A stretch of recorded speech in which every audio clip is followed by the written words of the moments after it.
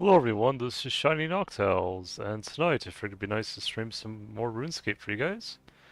It would be nice to do. You get everything set up here real quick.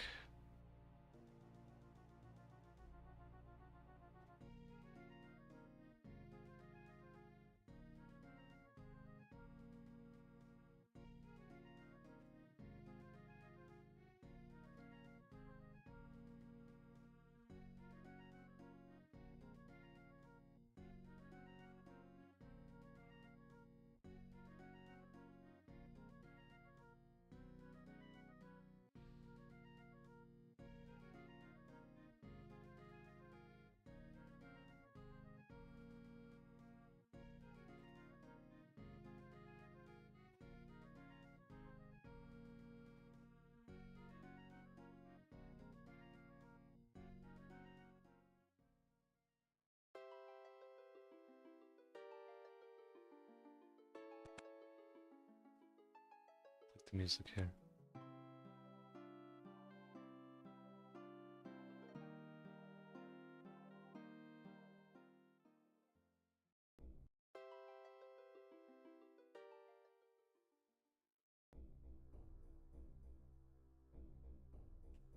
See if we'll get another clue scroll tonight.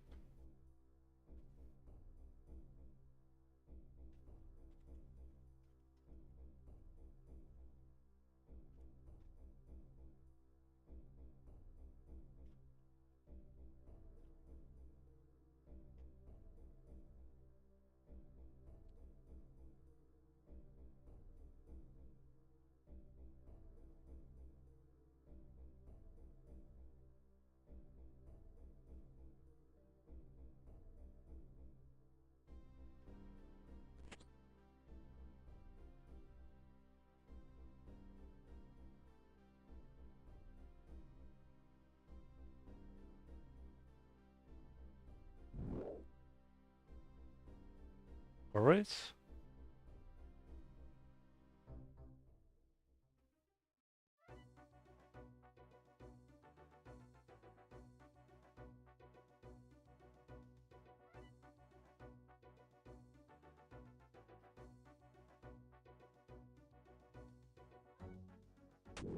Oh, shoot. Hold on.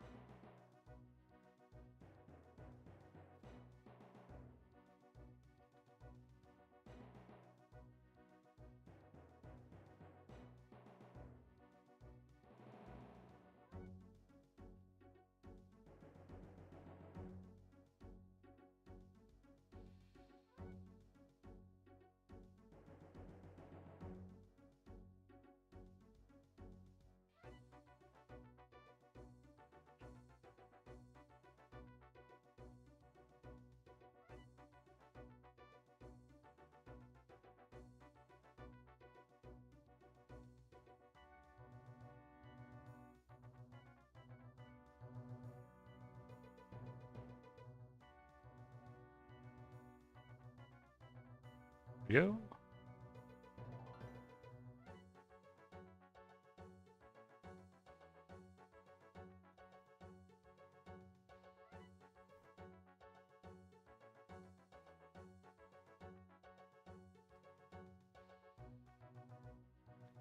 Doesn't seem like there's anyone here right now. Maybe further north, potentially.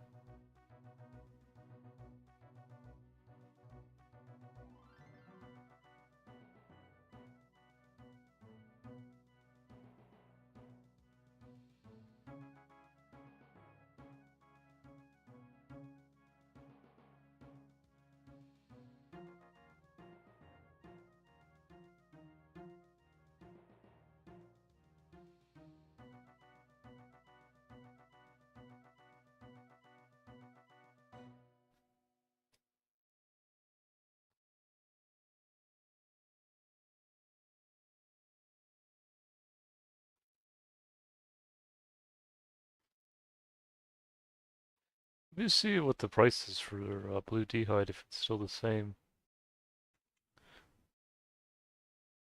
Yeah, it's still around the same, yeah.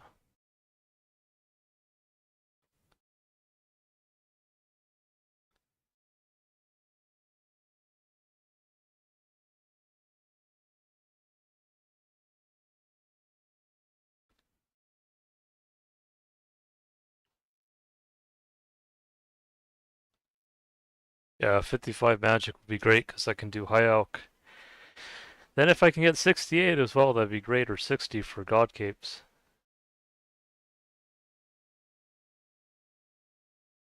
Oh, thanks for the like, whoever left a like for the video. I appreciate it.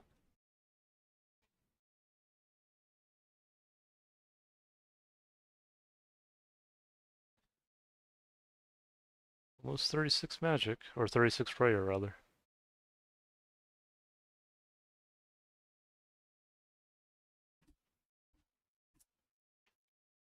Yeah, we'll see how quick it'll be to get my 4th clue scroll, because we've been getting them pretty frequently, actually. Oh, there's a cat there. Oh, hello.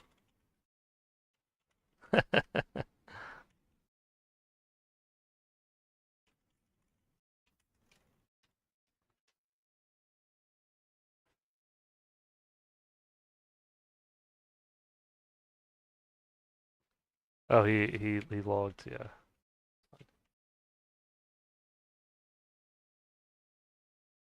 Oh, I see him frequently. It's just kind of funny how he popped in.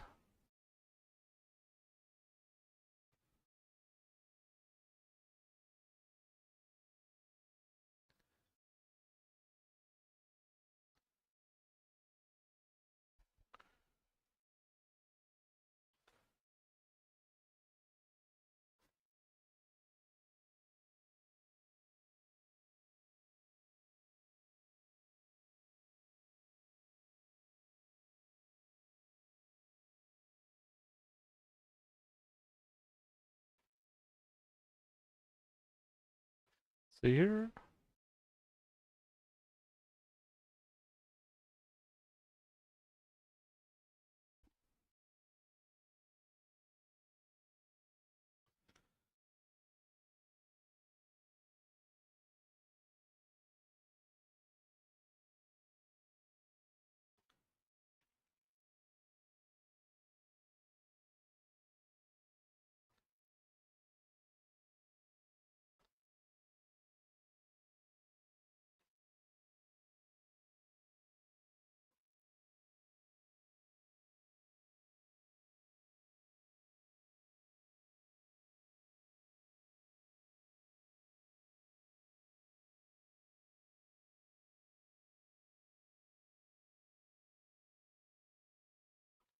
Oh, 15 nature runes.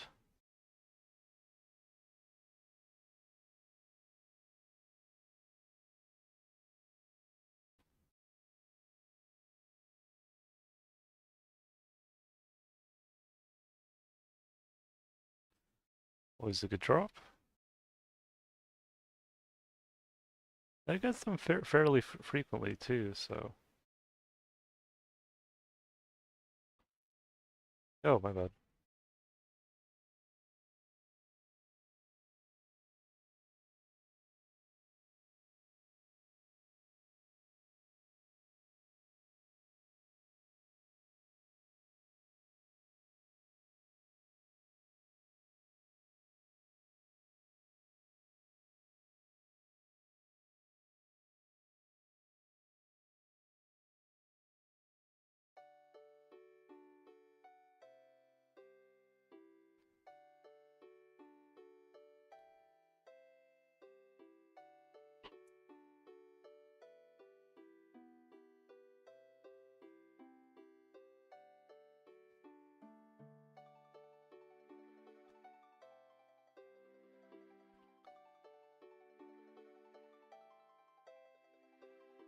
Oh, I appreciate the other like, whoever left the second like on my stream.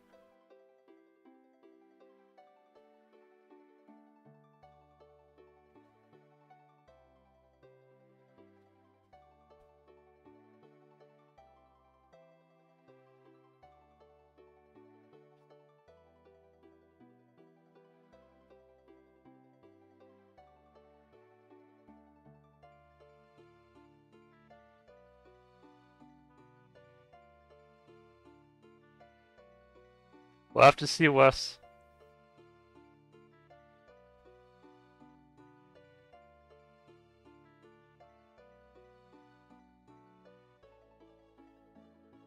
Yeah, we're getting close to 37 prayer. Once we get there, then we won't have to worry as much of having to bring restores with us when we fight the zombie mages.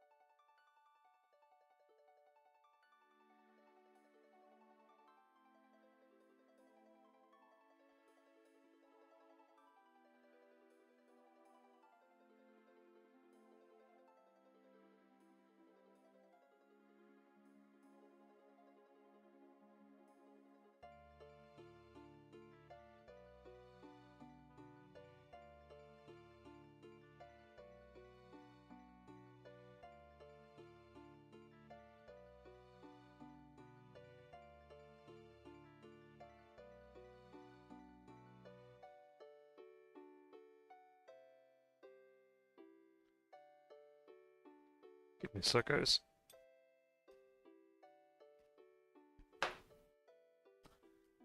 Okay. Oh, got a herb. Guam leaf. Almost to 18 herb lore. Or actually, no, it's some a little ways, yeah. You get a little bit of experience by identifying the Guams, though, or herbs in general, so.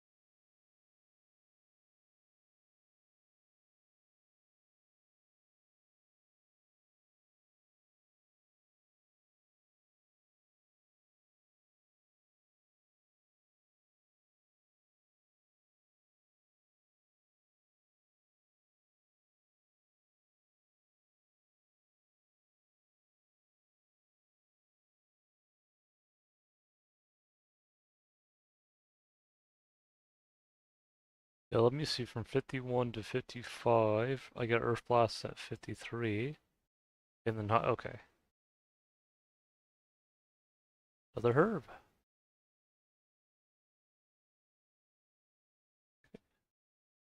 Oh, 36 prayer. Only one more level, and then I'll get my 37 prayer, so I need probably 40 more bones, I think. Yeah.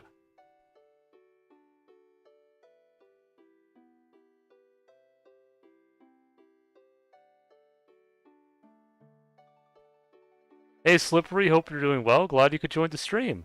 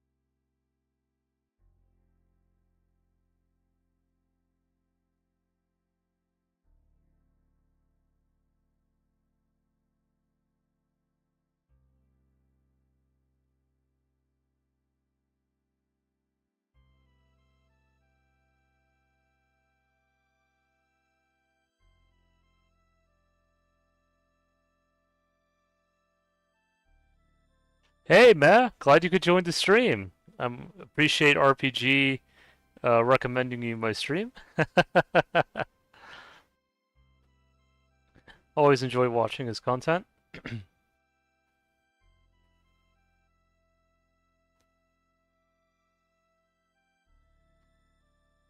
Just still here at the Blue Dragons like he is, except for me, I'm trying to see if I can get 55 magic eventually and 37 prayer. Probably I should also add that. Yeah.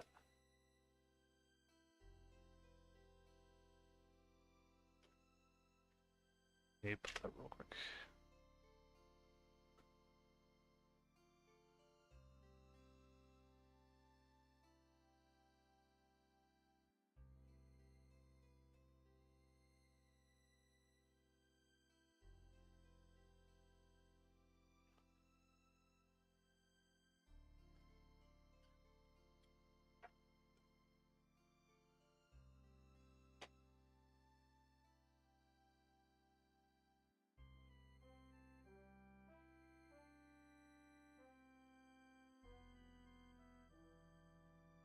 Here we go.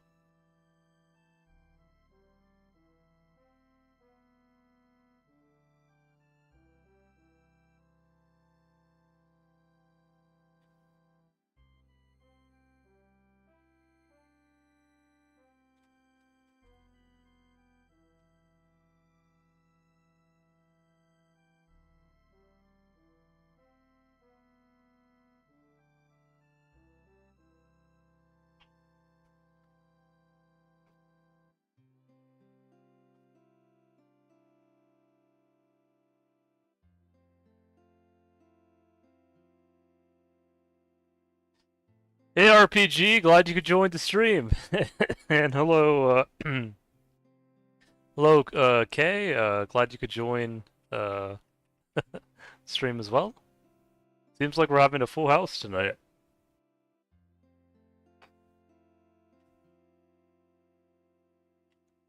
By the way, I never really paid attention much to this background 2 music for old school RuneScape, but it's actually really nice though, or 2004Scape.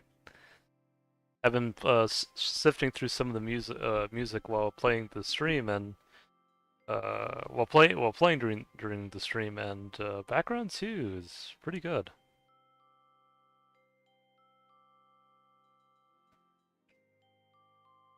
Not sure exactly what area it's from, but it's really nice.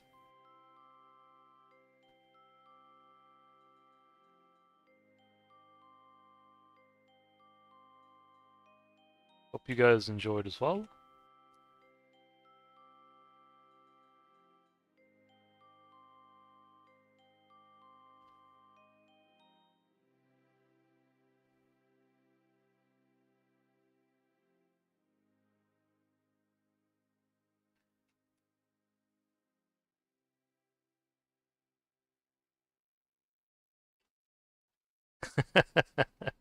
I feel like the Blue Dragons has become the staple for 2004Scape almost as much as Green Dragons has become the staple. Well, I don't know if Blue Dragons are also, because well, I know in old school especially Green Dragons are essentially a staple. I don't know how they are in 2004Scape, but Blue Dragons have. It's almost like the Blue Dragons have become the new Green Dragons, which is not to say that the Green Dragons aren't worth doing as much anymore, but it's nice to have an alternative to Green Dragons. So,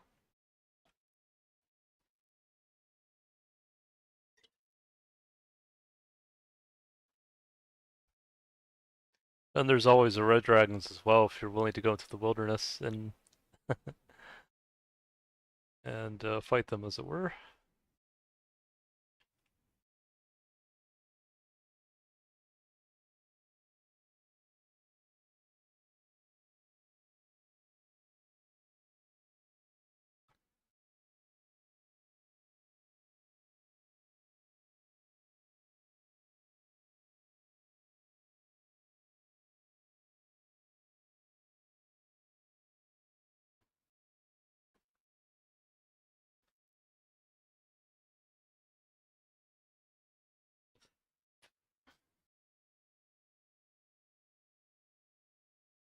Got 10 D-hide so far. So yeah, it seems like for every 30 fire strikes, I'm able to defeat blue dragons. So I know some of you guys have still tried to convince me to use Firebolt instead, but Fire Strike really isn't that bad. It might give you less XP per hour, but it still can vouch for it being a decent method.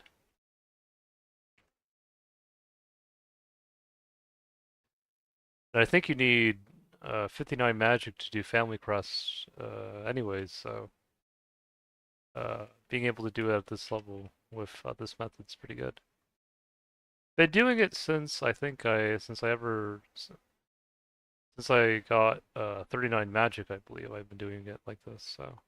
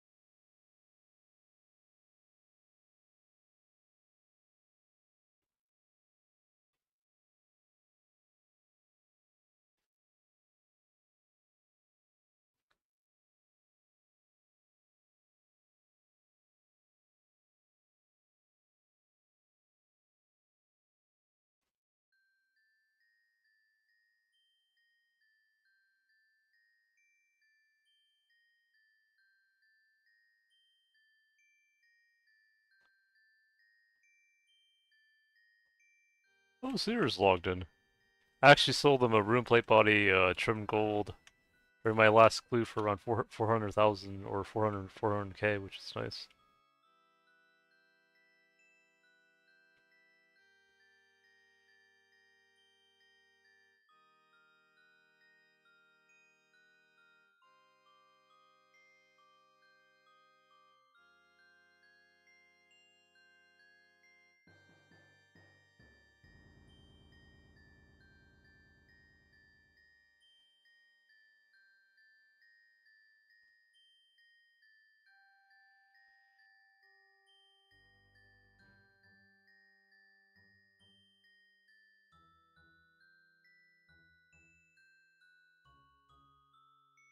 Okay.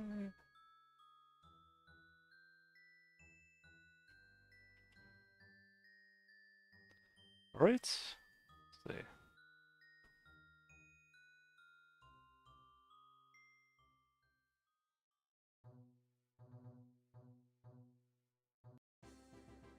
Forty-two HP.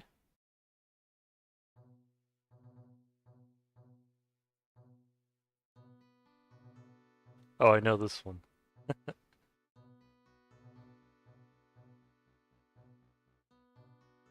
Just trying to think of what area. That makes me think of Camelot a little bit.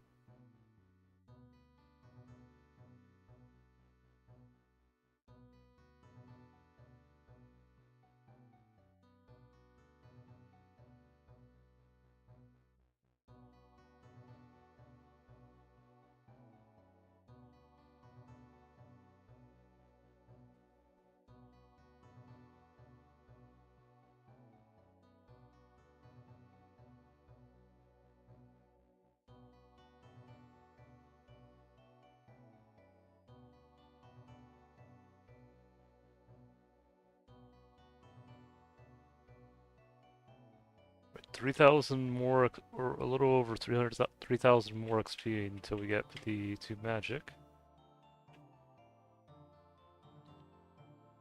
I think we'll probably get the 37 prayer before we get 55 magic. Which I'm not complaining, because 37 prayer is going to help a lot for clues.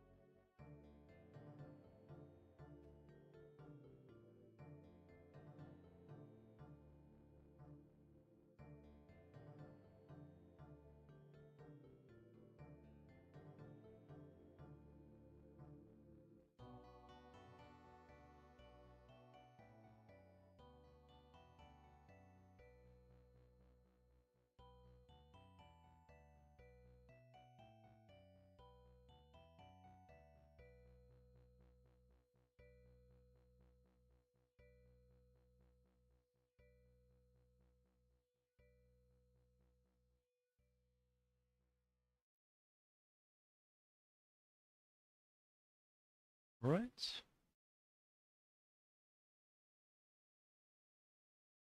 Alright. First trip. Got 14D hide. It's not bad. No clue yet, but I'm not complaining because we've done pretty well with the clues so far. All of them have been really good, especially the last one.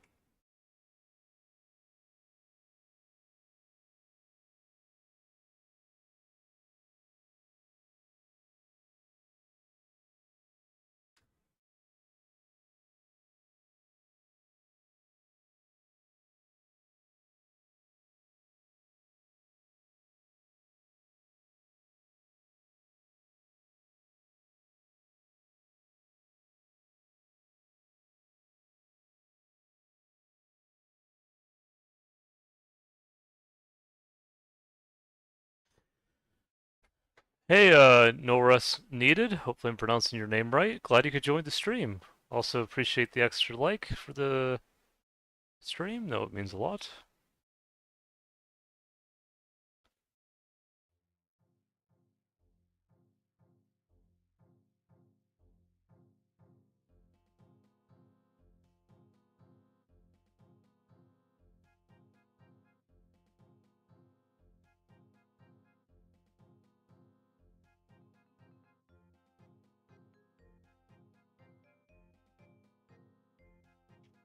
So, oh wow, we're almost out of air runes. Okay, so I think I'll run out of runes so quick. Let's see if I can use that. Okay. No wonder Wes is buying over 24,000 runes of like fires and airs. Makes sense now.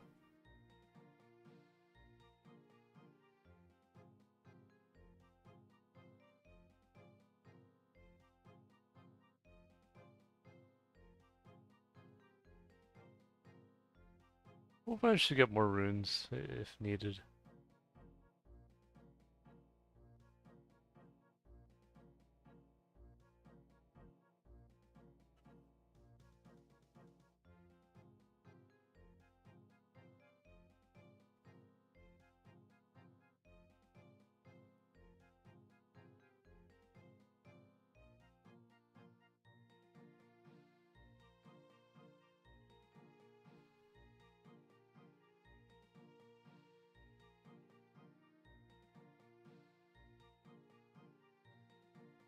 Oh shoot, you know what I forgot?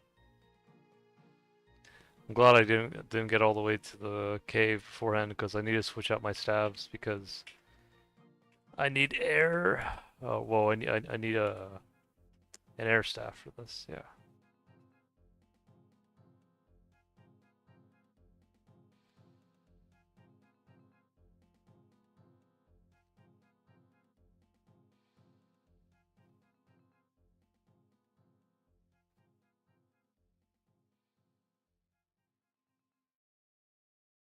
All right though, it happens.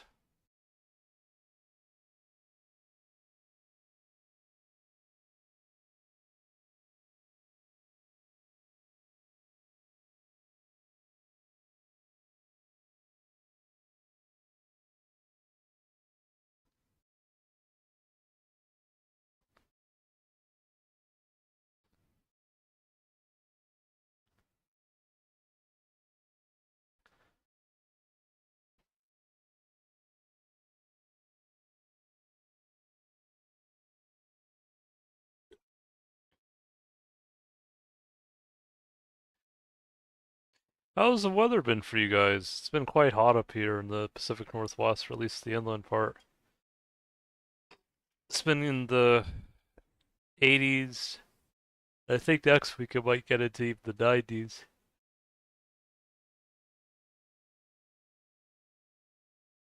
We had some cool weather a few days ago where it was raining and it was quite nice actually, got into the 60s, but then it went back up. I personally enjoy the rain. I know not everyone's a fan of it, but for me, I find it quite soothing.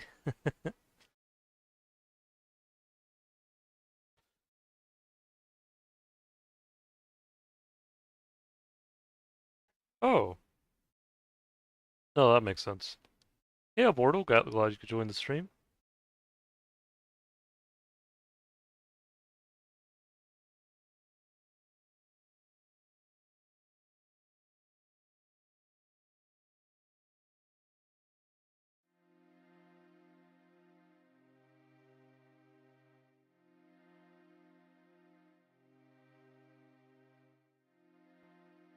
Oh, I know this song. This is a classic. I mean, all these songs are classic, but this one especially.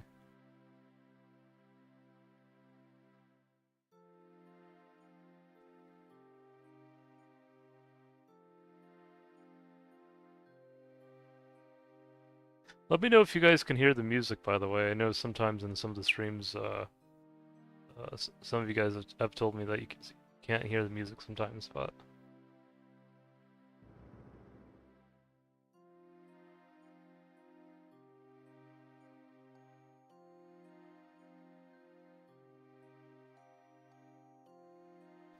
Yeah, let's see if I can...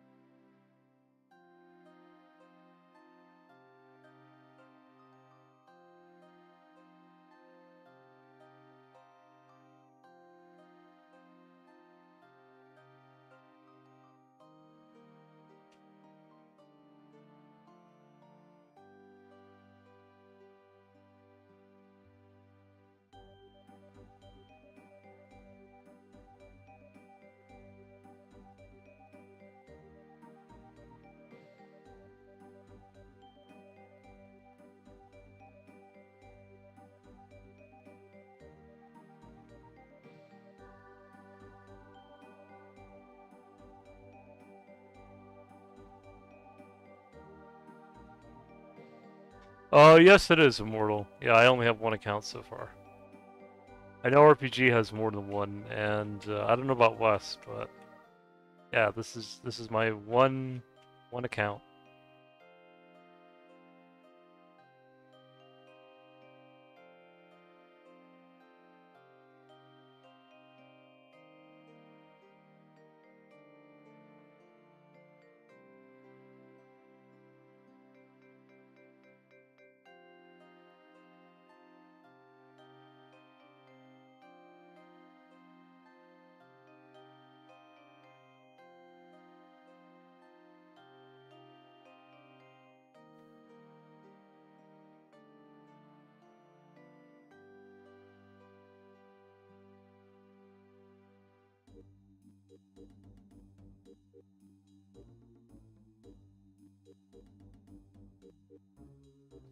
Yeah, I've done a lot of the quests here in 2004Scape. I just have 10 left. Well, 10 left until at least Elemental Workshop comes out.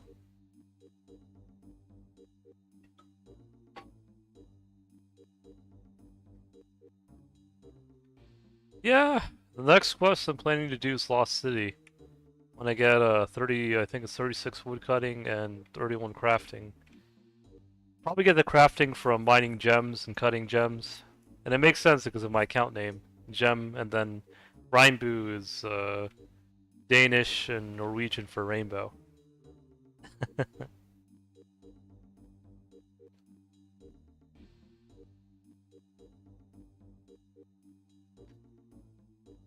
Yeah, I went to my dentist, I think it was yesterday actually, and he actually told me he was, I think, Danish, American, and he had some other ancestry too, kind of mixed in, but he liked the Reinbu. I think there was another guy from Denmark that liked that too. GM.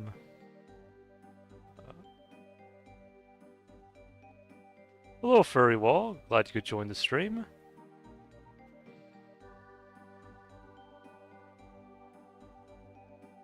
These water runes are nice.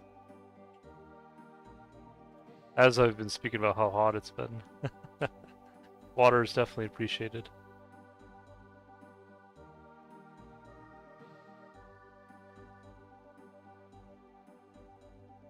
I've done 3 so far. I don't know how many dragons I've fought, but I know it's like 1 in 128. I don't think I've done more than 300 of them, so I think I'm doing pretty good.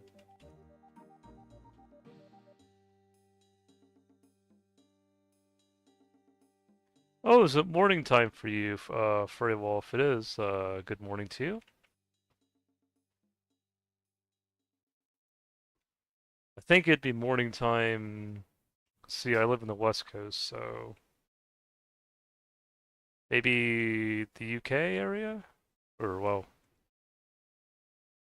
yeah, I'm trying to think of, because it's nighttime here, so.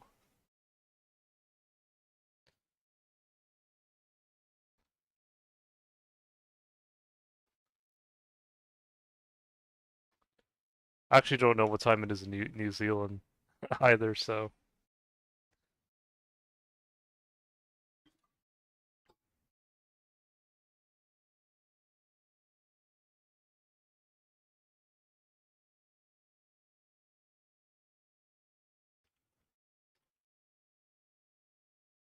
Okay, so no, it wouldn't be New Zealand. Let's see.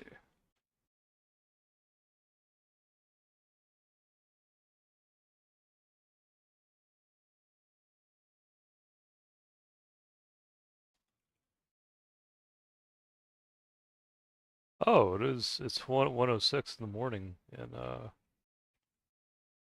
UK. Hey, you got a steel battle axe. Here we go. Something good to sell to the general store.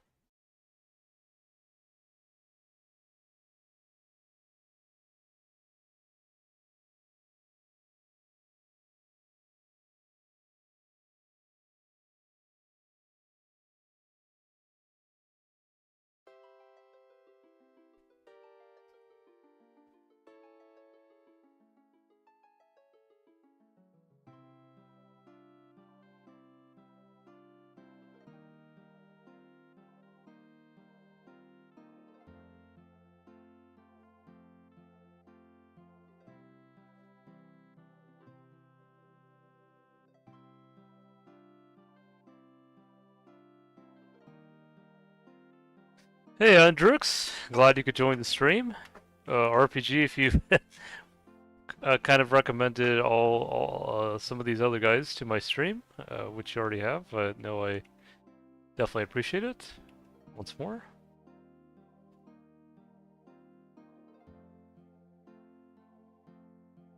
Yeah, it seems like I'm the only one here at the Blue Dragons right now, in my world. Though that could change at any time, of course.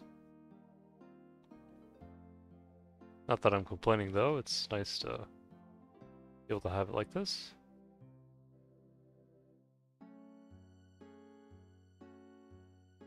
The good thing is at least if there are other people that come in, they're usually actual players. And I think that's the one thing I struggled with in OSRS. A lot of people who would be playing, like in spots like even like Brutal Black Dragons, sometimes they were bots. They weren't actually players. So it's kind of nice to have it like this.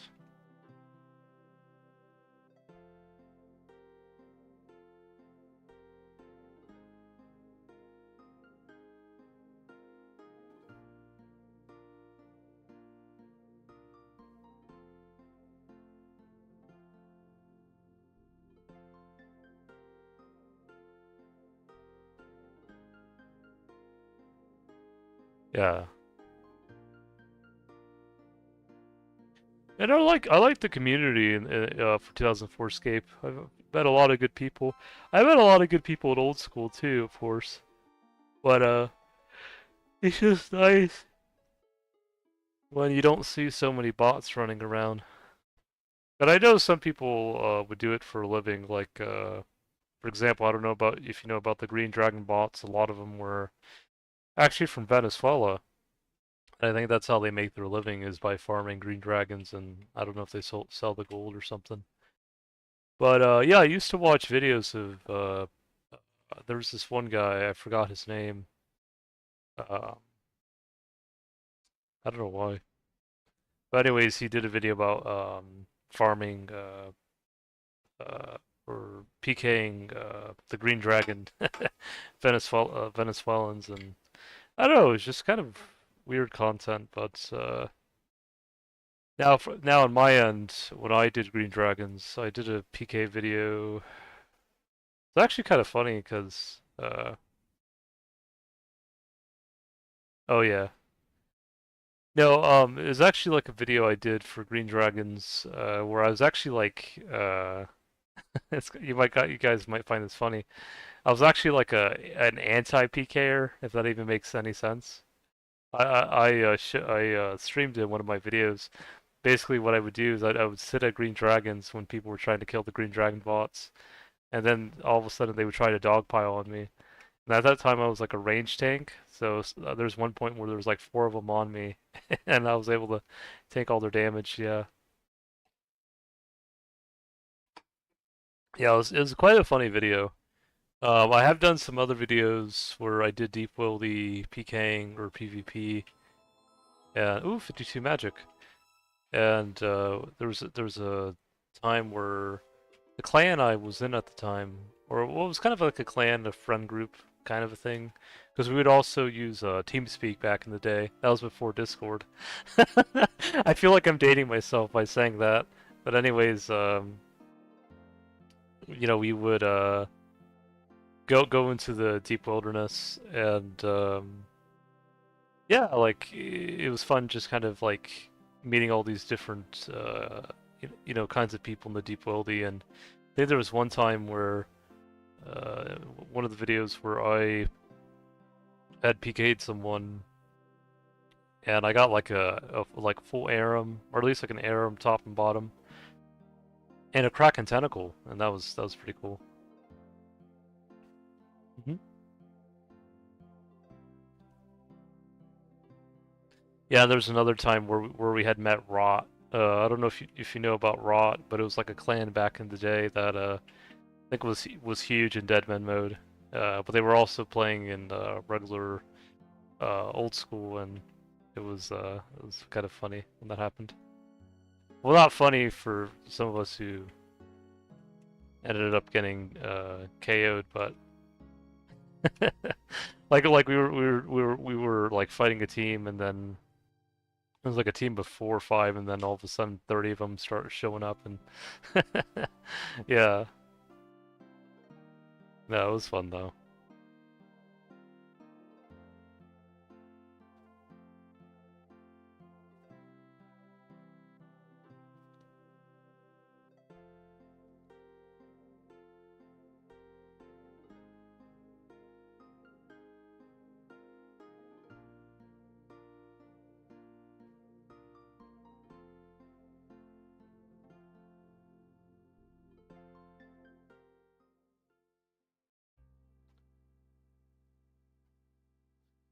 So here.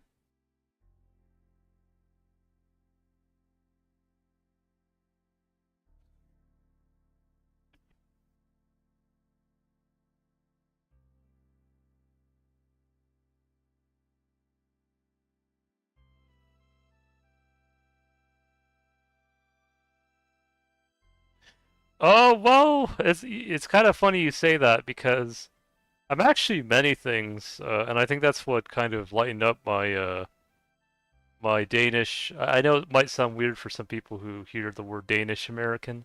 I don't know how many people say they're Danish American. I know people say like they're Irish American, Scottish American, and German American, but you never really hear Danish American. At least I haven't really. And he didn't specifically say he was Danish American, but he did say he had ancestry that was Danish, and so I guess that's why I call him that. And I was telling him about my dad. His name is Siggy, and I was telling him about the. I watched this YouTuber named Bjorn Andreas Bo Hansen, and he actually reminds me a little bit of my dad's father, who I never met. It was actually my grandfather on my dad's side. And he reminded me, he kind of reminds me of him a little bit, just as far as how he looks. and I was just, oops, let me see if I can, yeah, let me get this guy first before, yeah, I'm gonna see if I can save spot him somewhere.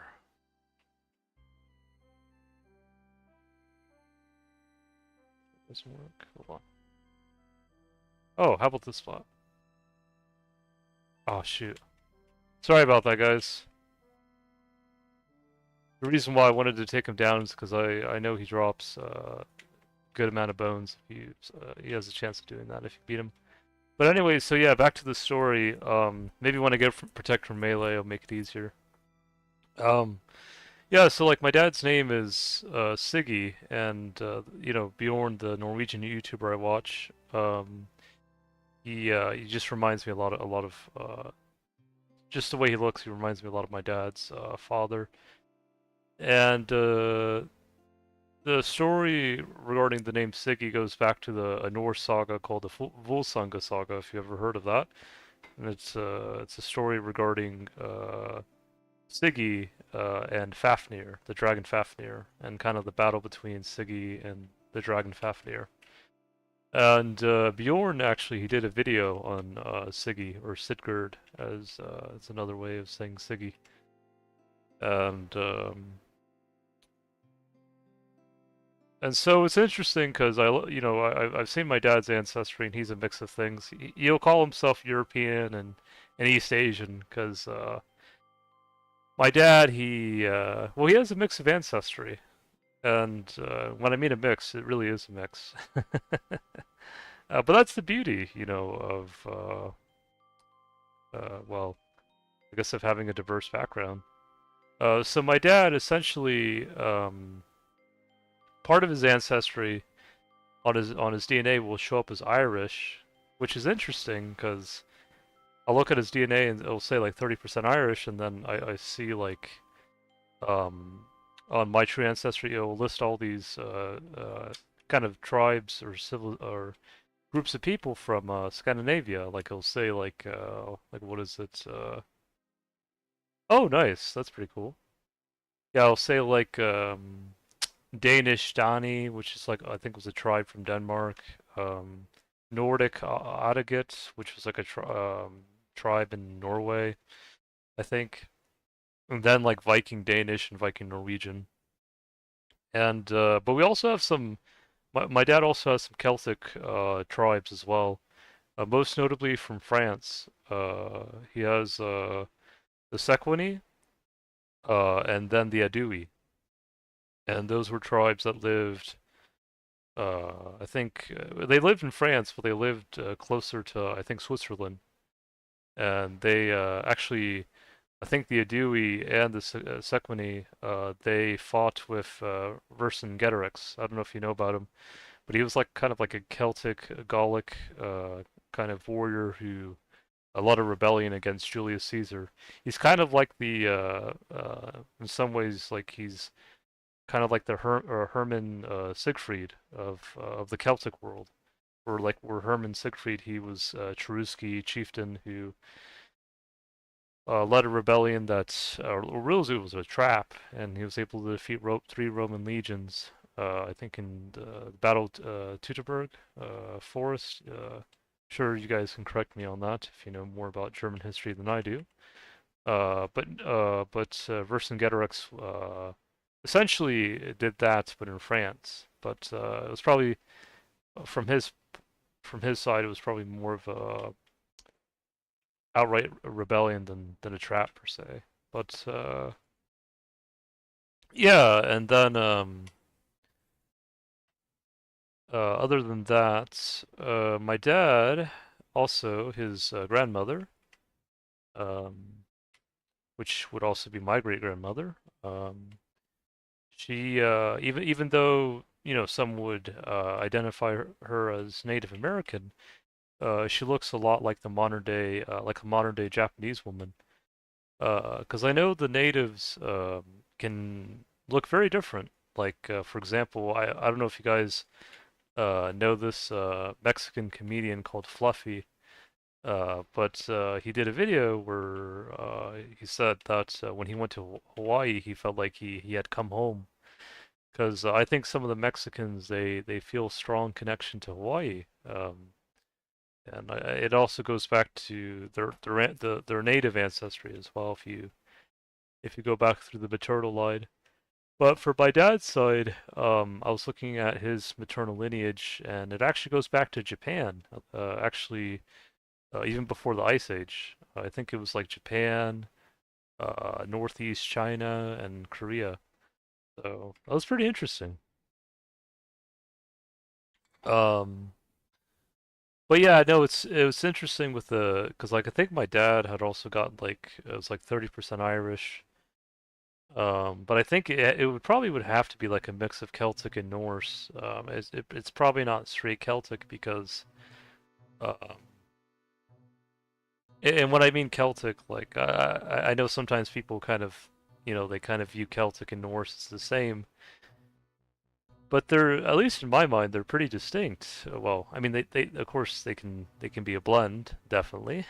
I know a lot of people are a blend of Norse and Celtic, but I think it's good to see the beauty in both. Like for example, when I think of druids, I like for example druids in this game, I think of more Celtic than Norse. And then as far as Norse in this game, well, of course I think about the runes, you know. So, but yeah, I think that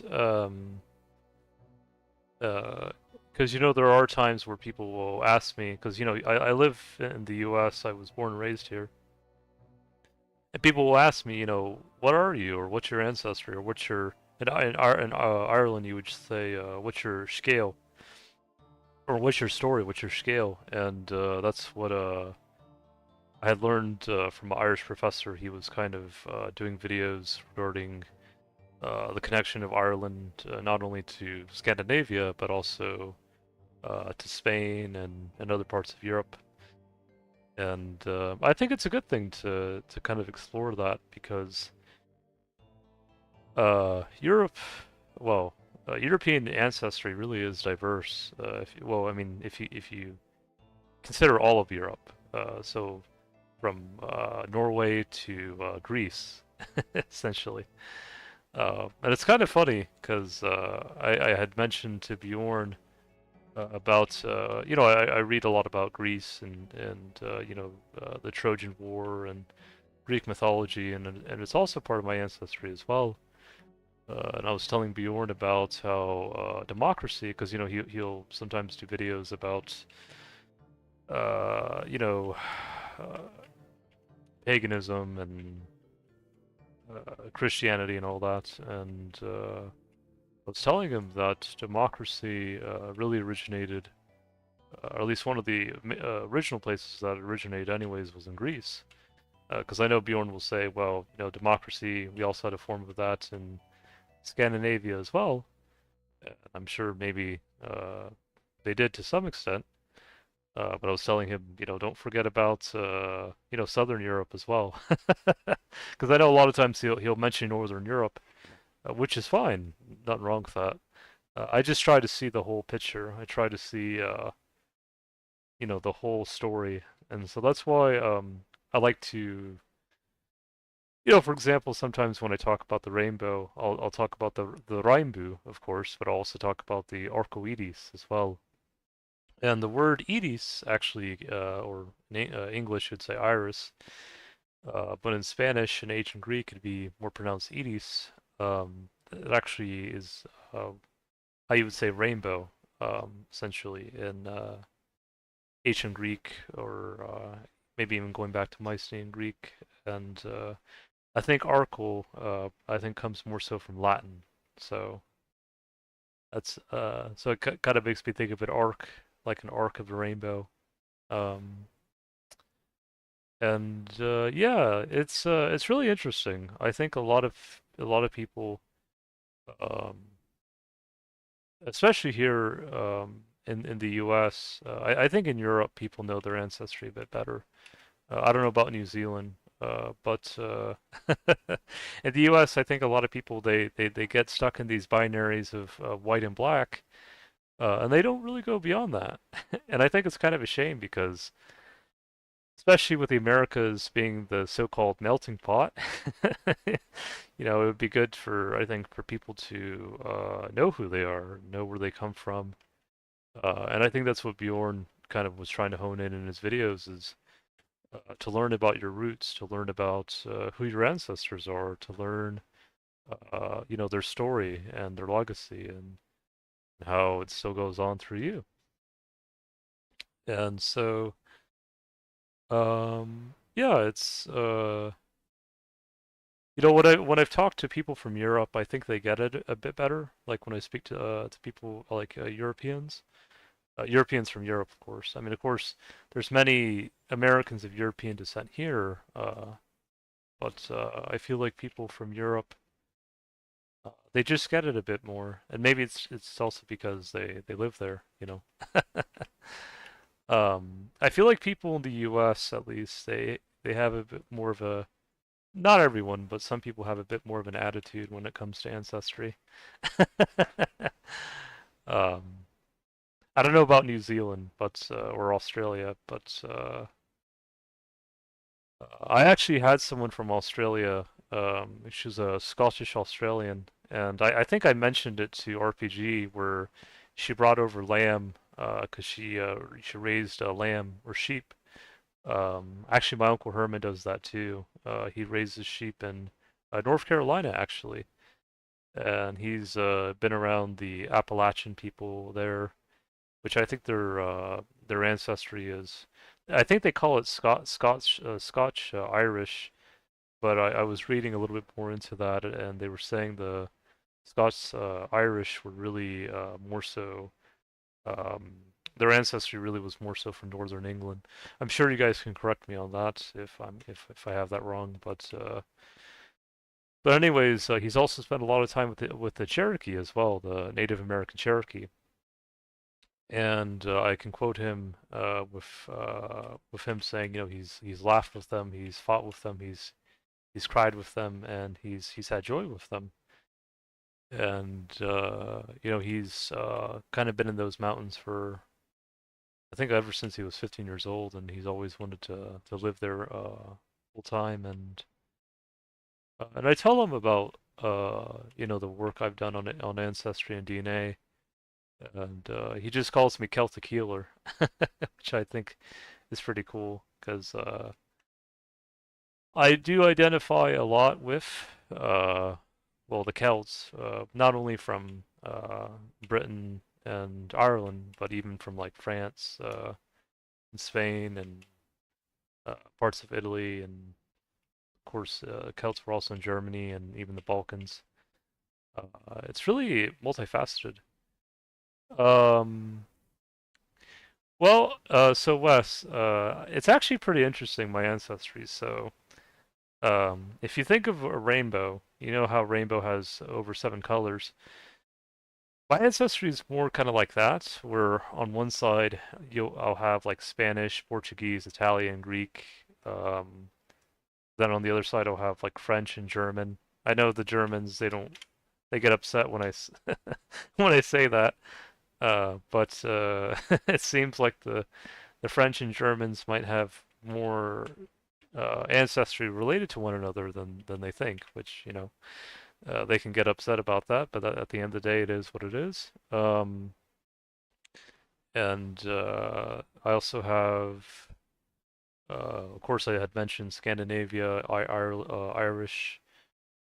Well, really, it's probably even more than Irish because I was looking at my dad's his closest modern day populations. I think he was his closest group that lived in Britain and Ireland was actually Welsh. I actually knew someone from Wales who lives in Wales, and well, one thing she said was that she considered me her brethren, which was a nice, cordial way of saying, hey, like, I feel a connection with you, and uh, yeah, and then she also said I reminded her of her dad, which is kind of funny as well. Hopefully not in a bad way. But yeah, um, so basically, I have ancestry from pretty much all over Europe. That I mentioned also before. I have a bit of Japanese, Native American ancestry as well, kind of mixed in, which is pretty cool. I actually went to Japan. It's been a little while now, but I had a good time there. The Japanese, they treated me very well.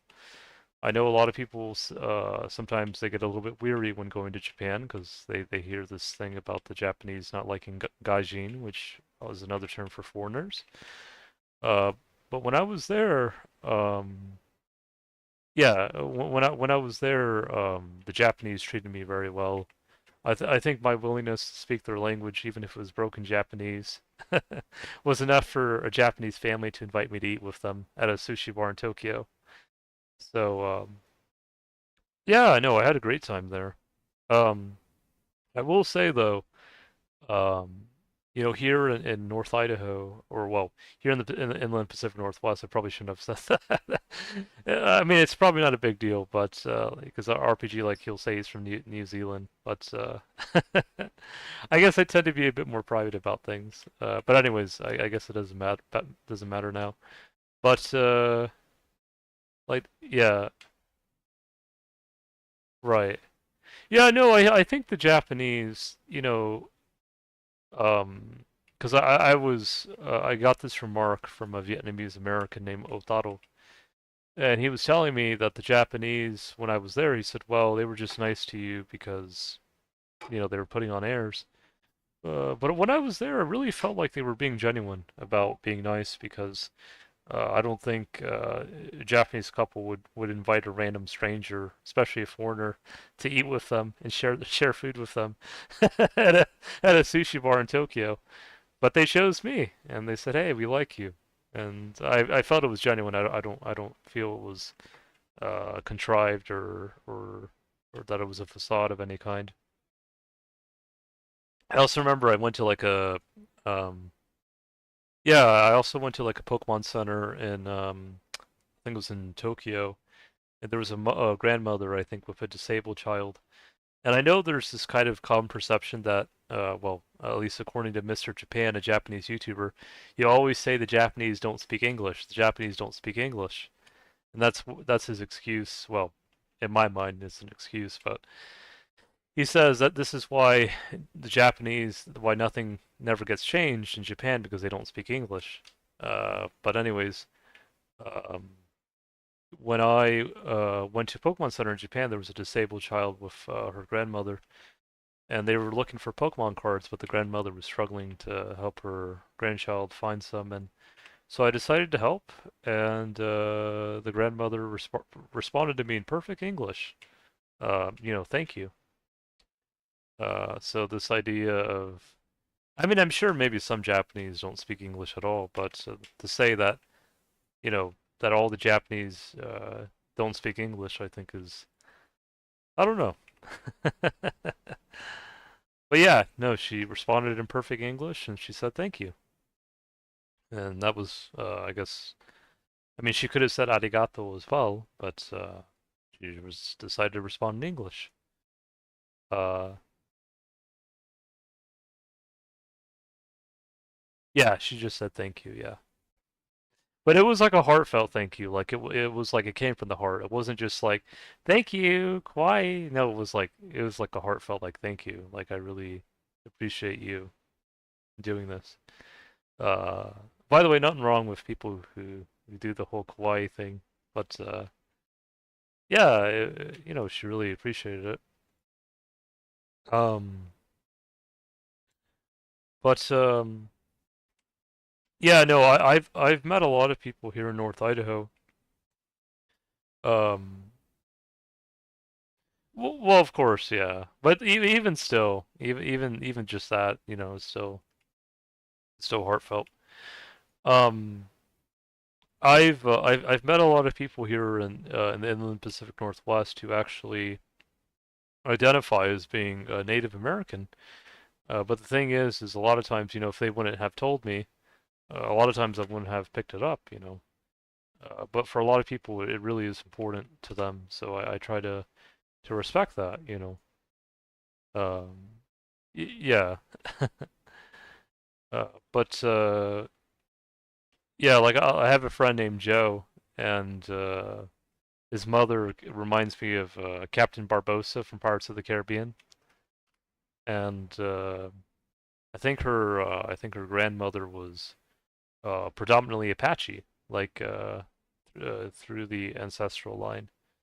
And I know my friend Joe, he feels a strong connection, or feels very deeply about it. But anyways, I went to his wedding, and he actually got married, and to a person named Heather, and they both seem happy with each other, which is something that I am glad about. But then, of course, I have another person that when I go to the dental office, I told you about my Danish American dentist. I think he even said he was part native, and I think even part African or whatever. I couldn't have told I couldn't have told you just by looking at him, but that's the beauty of ancestry. Ancestry is you can mix a whole you can be how do you say it? You can have a lot of ancestry mixed into you from all different parts of the world, and it can manifest itself in different ways. Like for me, even though I have dark hair and a dark beard, sometimes I will grow like wee red hairs out of my beard at times. And I know Bjorn from Norway. Some people on his channel they'll attack him because he doesn't have blonde hair. He has brown hair. I don't know his eye color, but anyways, um, they'll say, you're not a Viking because you don't have blonde hair. And then all I say is, well, have they ever heard of Eric the Red? It wasn't only the Celts who had red hair. The Norsemen also had red hair too. And yeah, so like for me, even though I'm not a full-blown redhead, sometimes I will get like this like dark, deep red hair coming out of my beard. I know some people like when they have red hair, it's more kind of like an orange, like a light orange color. But for me, it's like a deep red. So it's pretty interesting. Um, oh yeah, but I was going to tell you, my dental receptionist, Amber, I think she told me she was part Blackfoot, and that's another native tribe that lived in, I think, Montana and parts of Canada. I think Alberta would be one of the places. And yeah, and it means a lot to her as well. And so, uh, it's good that people can share with me, these things. Because I know sometimes ancestry can be a bit sensitive for people, but as Bjorn would say, it really shouldn't necessarily be a divisive topic. 'Cause I feel like that's how you learn more about people. I mean, if people never told you like, hey, like I'm French, or hey, I'm German, or hey, I'm this or that, you wouldn't know, you know. And I think you can learn the history, and you can learn about many other things. And of course, it may not always be perfect, but that's also part of life as well. You just because you might have had ancestors that might have made mistakes. I'm sure that's true for most of us. Doesn't mean you can't keep going, and you can't you can still honor some of the good things that your ancestors have left behind. So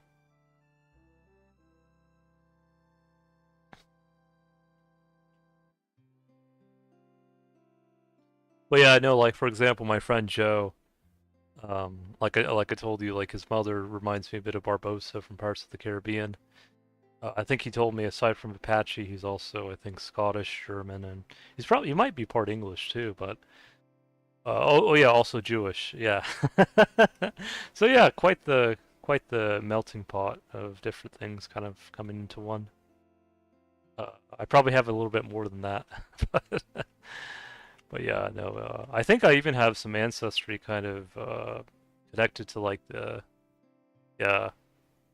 Yeah, I think I even have some ancestry like connected to like ancient Egyptians or like civilizations not only from ancient Greece but even also ancient Egypt and Libya and Carthage. Uh, so the Mediterranean, really, if you think about it. And so that's why when I talk to Bjorn, I try to remind him, aside from Scandinavia, Germany, and Britain and Russia, apparently, I try to remind him, there are other, countries in Europe that are also of equal merits. Like, you think where democracy, philosophy, civilization came from. A lot of it really, I'm not saying that it's, of course, that Northern Europe didn't have a huge contribution to it. But I also try to tell him, really like the, countries like, for example, Spain, Italy, Greece, the Balkans.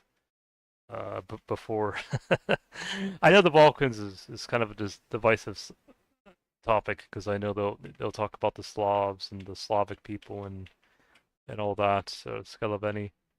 But no, there were also civilizations there before Slavs.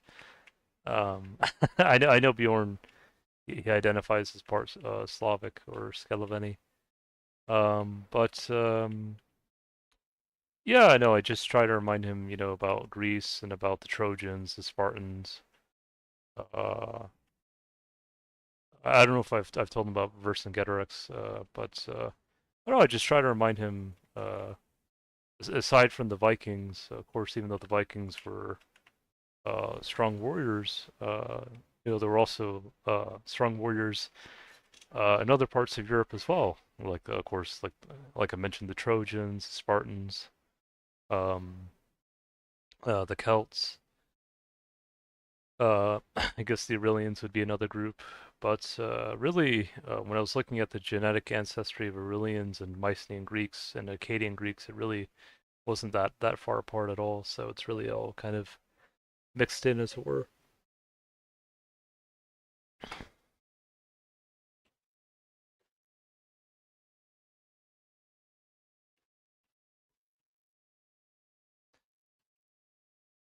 But yeah, I think here in the at least in the region I live in, um,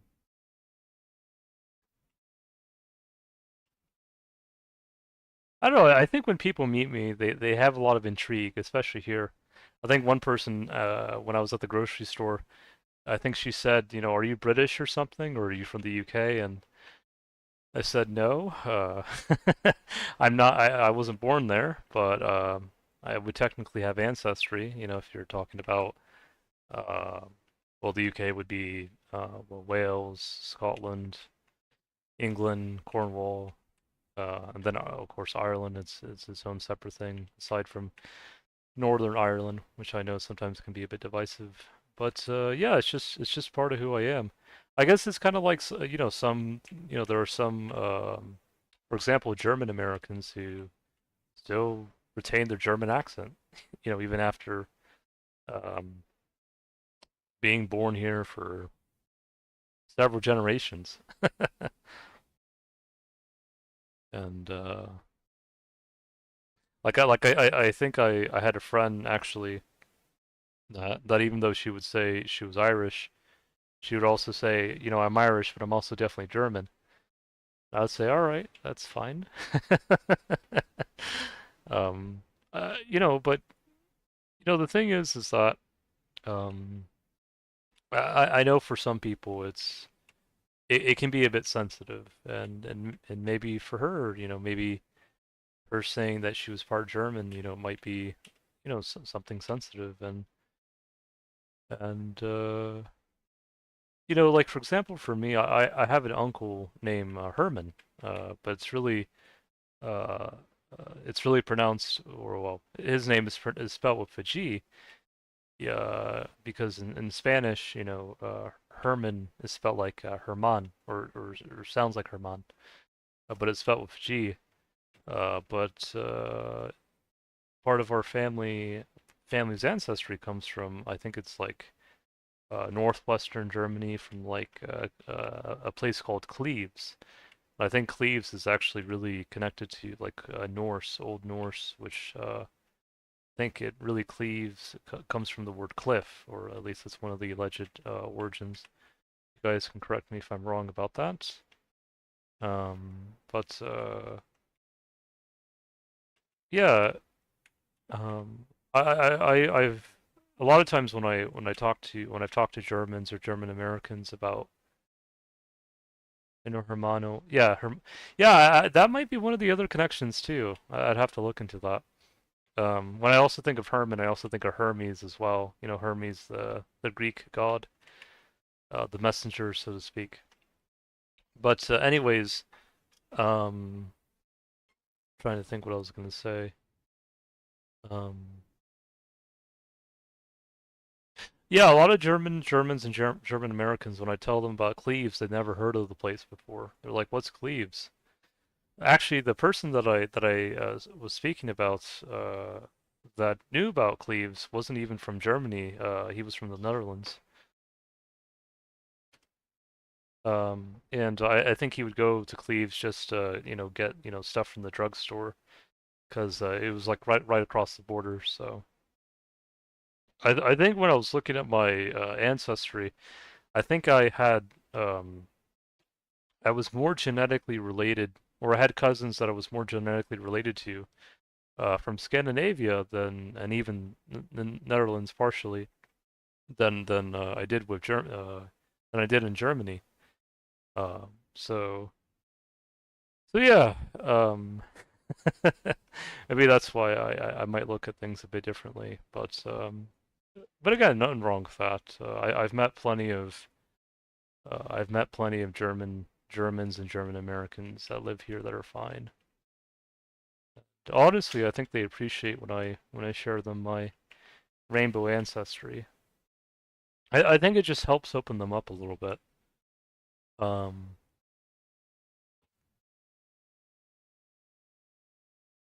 but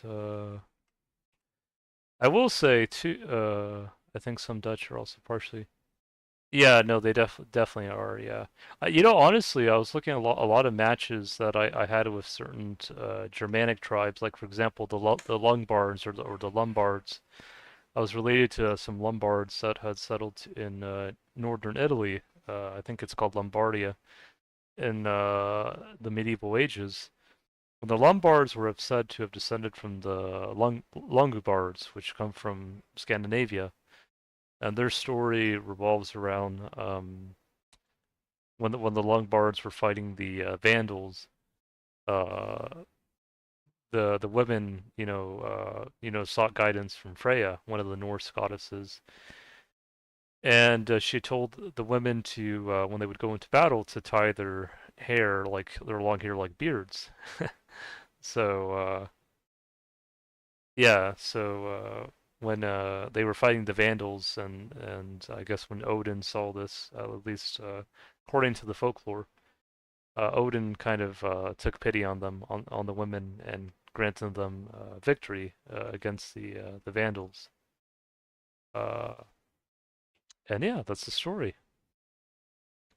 I think my dad was also had some matches related to the Frisians as well, or yeah, Frisi. I think Bjorn mentioned them too. I think the Frisians had lived in the Netherlands as well, but I think they were actually distinct from the Saxons, because I read that the Frisian language was actually more similar to Old English than even Old Saxon. So that was kind of, I mean, I'm sure if you guys have more information on that, you can let me know. But that's at least what I read. So, and but yeah, it's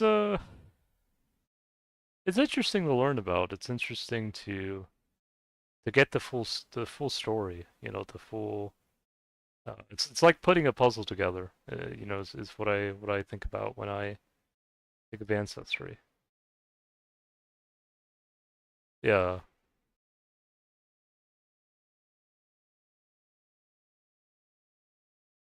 Yeah, I will say that if there's one group that, at least in the U.S., that they'll usually tell you who they are, is usually the Italians. Like one person I know of is Mr. Happy. I don't watch him as much anymore because he and I got into a little bit of a kind of a, it's not heated debate, but he just there was just one time he was streaming and he couldn't really be bothered to um, kind of uh, respond to one of my comments. It's not a big deal, but anyways, he would always say he was Italian and how much he felt a connection to that, which definitely nothing wrong with that. Um, and I actually did meet someone in the dealership when I was taking my car in.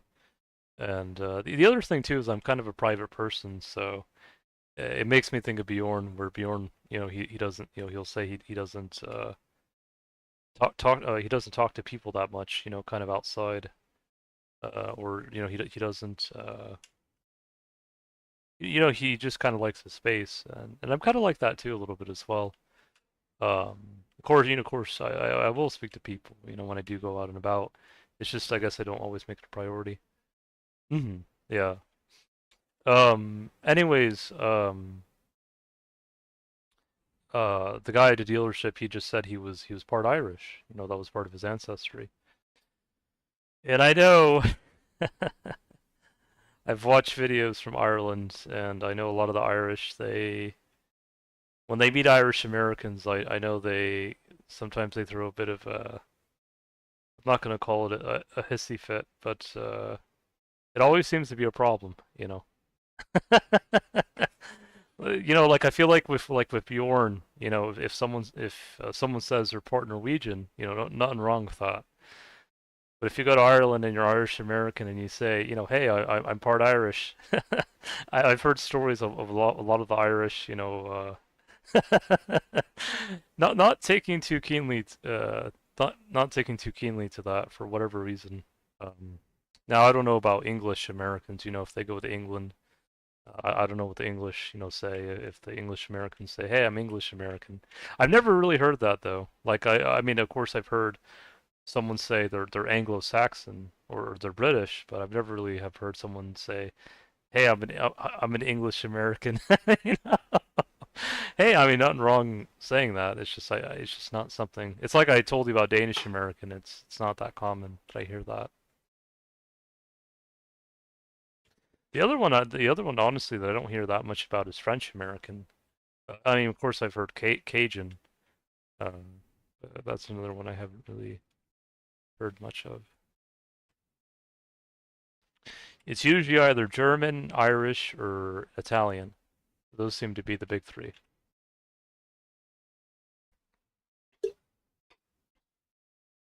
Or I guess there's also Asian American too, like if you also want to count that. And of course, I mentioned before Native American and uh, other things.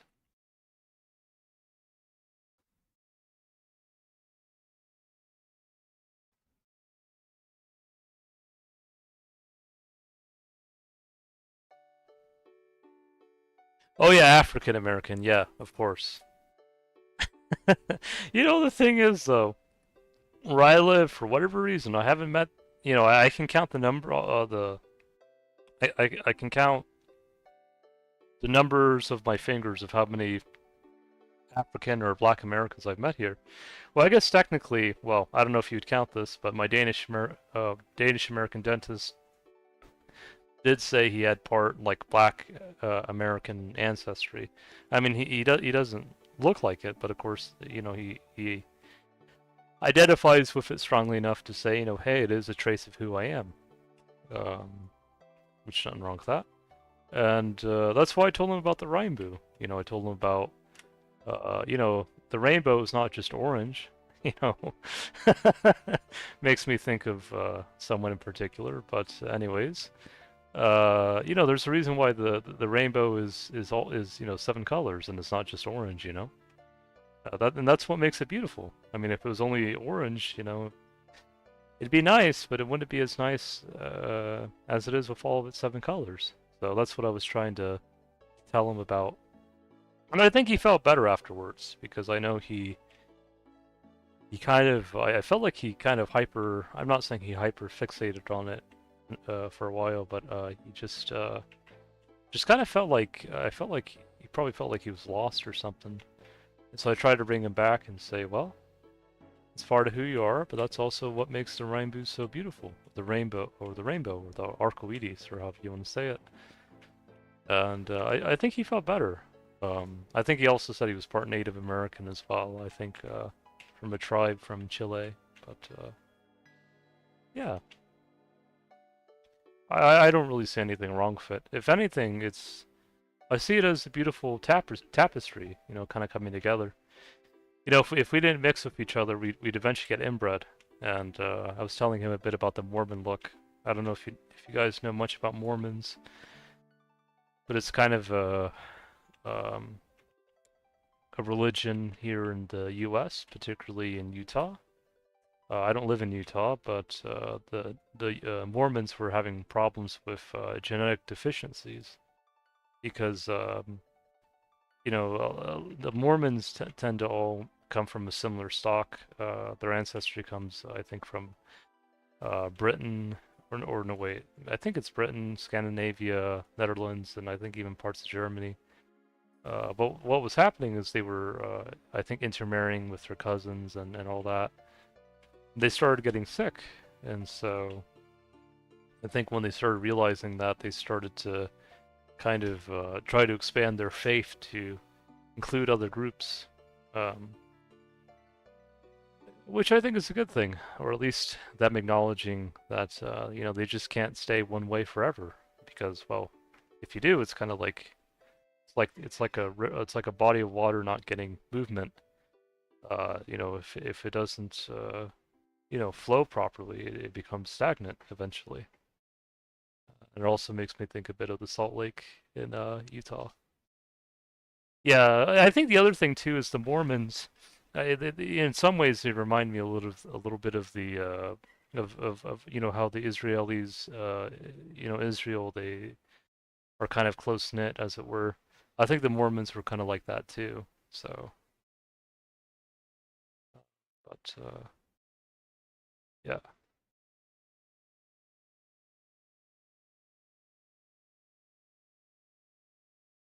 and let me see. Yeah. Okay. Yeah, no, like I think especially in a place like the U.S. or really all the Americas in general, I feel like whether it's Chile or the U.S. or Canada, I feel like this was a place where really people were meant to come together. Um, and I think when I try to explain it to Europeans, I think they understand it. I think they Europeans from Europe, by the way. I think they uh, have a grasp of when people come to a new land, it's not like everyone moved to one country in Europe like Norway or Greece or Germany or France. I think in the Americas, people were really meant to all come together. Yeah, and I think it's the same thing is true even for the Asians who come here. I mean, I know technically, like I told you, technically the Asians have already been here for over 10,000 years. Well, probably even longer. Because like I told you, my dad's grandmother, even though for some people, they would identify her as Native American, to me, she looked Japanese and looked like a modern Japanese woman. At least, from the 1940s. When I mean modern Japanese, I'm talking about the current main ethnic group in Japan, because there were different ethnic groups, like the Jomon, and then the Yayoi, which had come from Korea and China. And yeah, but anyways, so um, and I think that's what my uncle Herman, one time we were on the phone, and he, he was born in Colombia, which was a country in South America, but he moved here when he was very young. And of course, I was born here, born and raised in the U.S. And I think he had a question. He said, "Are you saying I can be American?" Oh, there's 37 prayer. And what I told him is, you couldn't be more American, in the sense that, I mean, you've spent time with the Cherokee for over 40 years. You have Native American ancestry. Well, Native American Japanese. Actually, my Uncle Herman, he looks a lot like, I'm thinking of one of the developers for Final Fantasy, the musical developers, the composers. What's his name? Um, he made the music for the first 9 Final Fantasy games. I'm thinking, uh, I think it's Nobu Uematsu. I don't know if you guys know about him, but he's a Final Fantasy composer, and he reminds me a lot of my Uncle Herman. Just the way he looks. And I know sometimes I told one of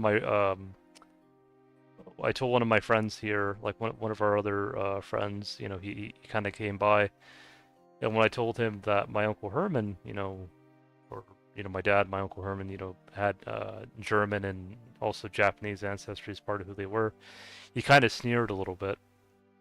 And the thing is, I know some people might get some negative connotations if they hear German and Japanese in the same sentence, because they think about they think about what happened in the Second World War. But I was trying to tell my friend that really there wasn't any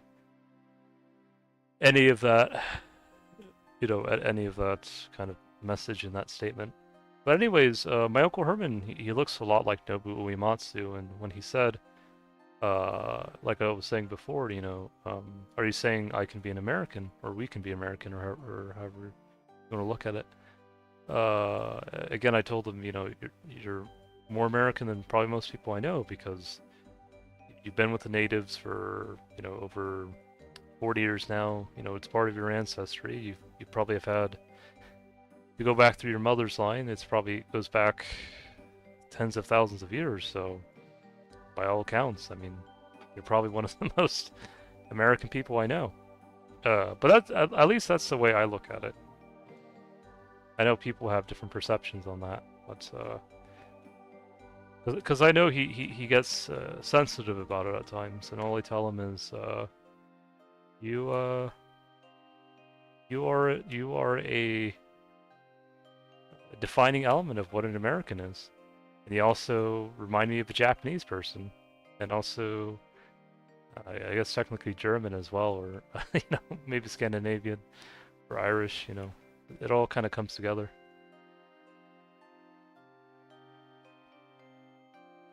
The alternative is, like I was saying, is the Mormon look, and not even just the Mormon look. I think my dentist was talking about in some of the African American communities, they're starting to experience similar problems with, like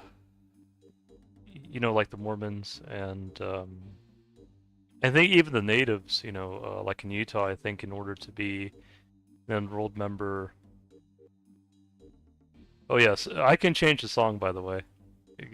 Give me a sec. I think there's a tribe in Utah called the Ute tribe, and they're related to the Aztecs from Mexico. And it was said, and I think their blood quantum. So I think you have to be 5/8 Ute to be an enrolled member. If you guys don't know what that means, it essentially means, uh, my Uncle Herman calls it the enrollment card. So you kind of get an enrollment card saying, I'm an enrolled member of this particular tribe, and and based on that tribe, you might get a check every month or every 3 months, from I think it's from the federal government.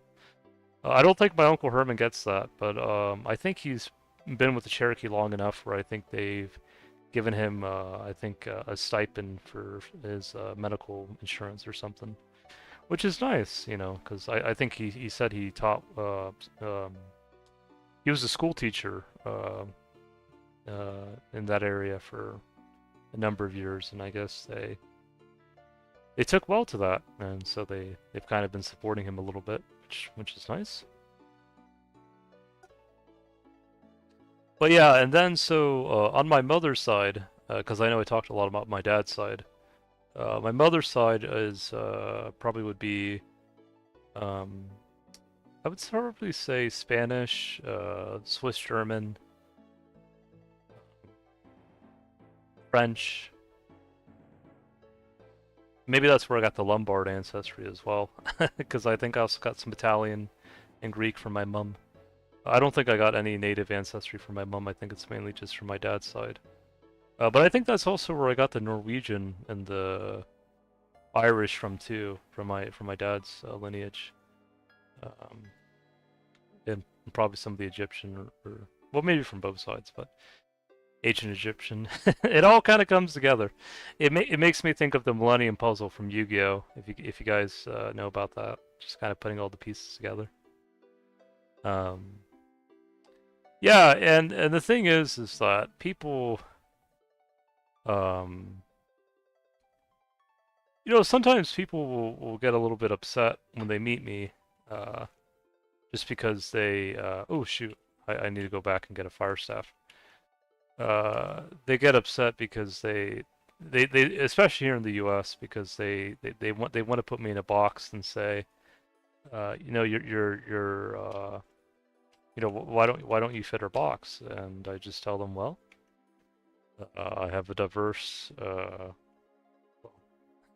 I mean, we all technically do, but I just have a diverse background, and it's just all these things have come together to make who I am.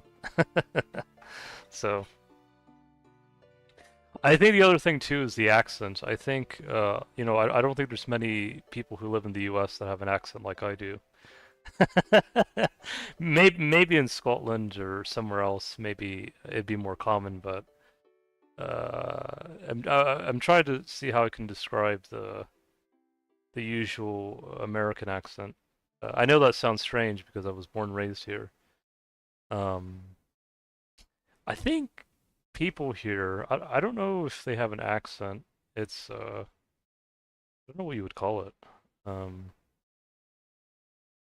it's I feel like an accent is something to me that's very noticeable. Like I told you, I've met some German Americans here who have a German accent, and that's pretty noticeable. Or an Italian accent or a Brooklyn accent, you know. Oh, hey, that's pretty cool. Um, yeah, I just think people, they, uh, like I think for example, for my friend Joe, for how much you know he'll sometimes say he's Scottish and Irish and all this. We were one time at a diner for his, and he also says he's Apache and all that.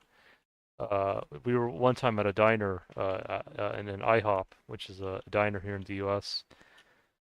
For his birthday, and he asked me, you know, why do you talk with the accent that you talk in? Or why do you talk with like a Celtic or accent or Scottish or whatever? And I just say, well, this is part of who I am, Joe. Hey Lang, hope you're welcome to the stream. And I think after a while he let it go. I think he just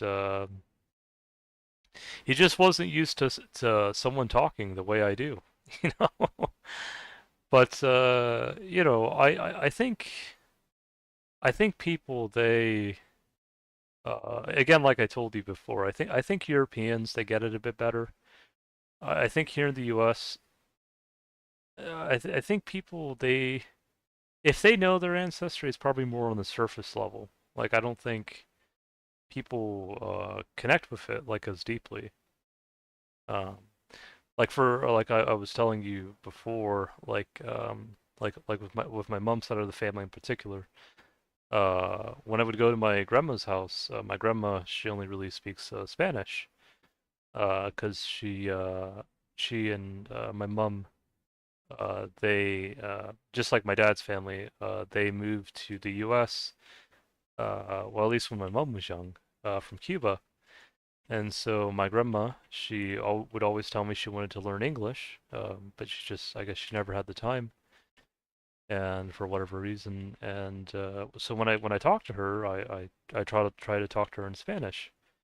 And I think it's a good thing. I think it's good to learn to be bilingual, and it's also interesting too because just how English or the English language has been influenced by words in Norse, Old Norse, like Tuesday is Tyr's Day, Wednesday is Odin's Day, or you can say Woden too, but I prefer Odin personally.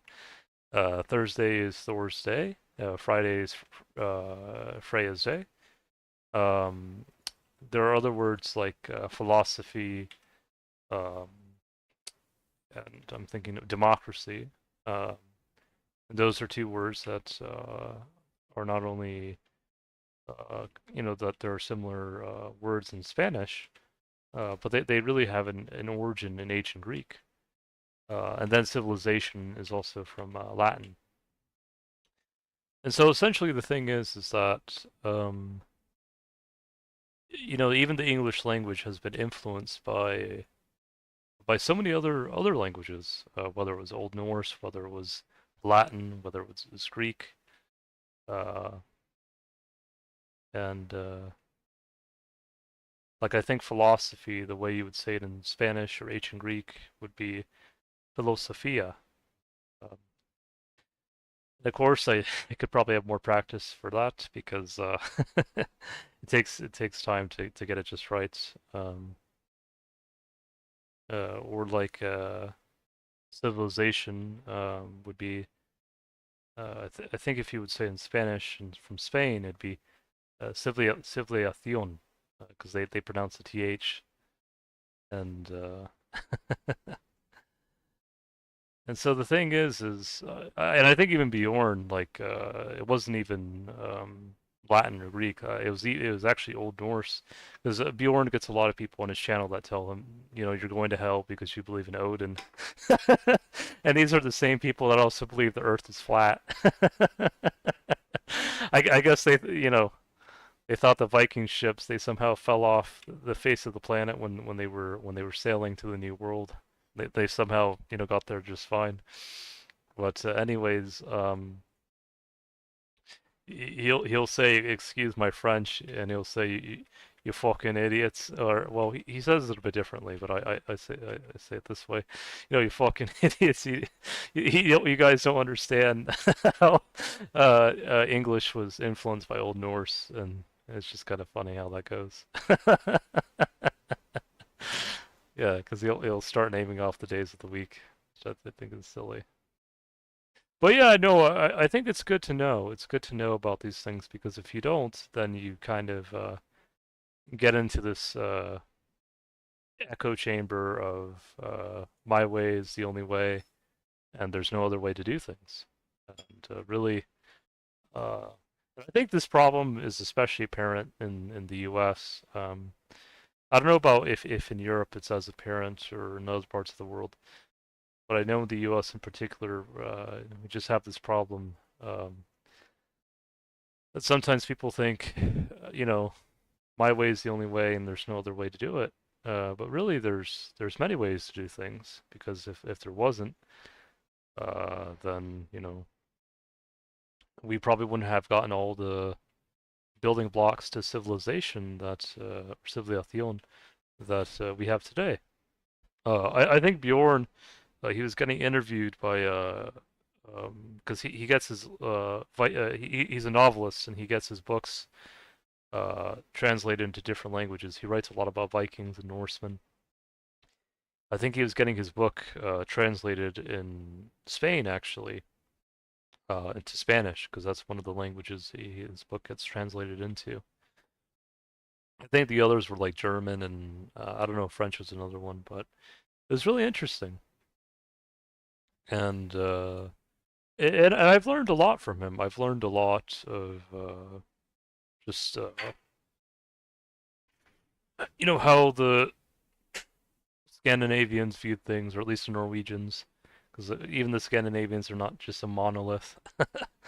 And I think that's what Bjorn was trying to talk about as well. Is there's Norway, there's Denmark, and then there's Sweden, and they're not all just carbon copies of each other, you know.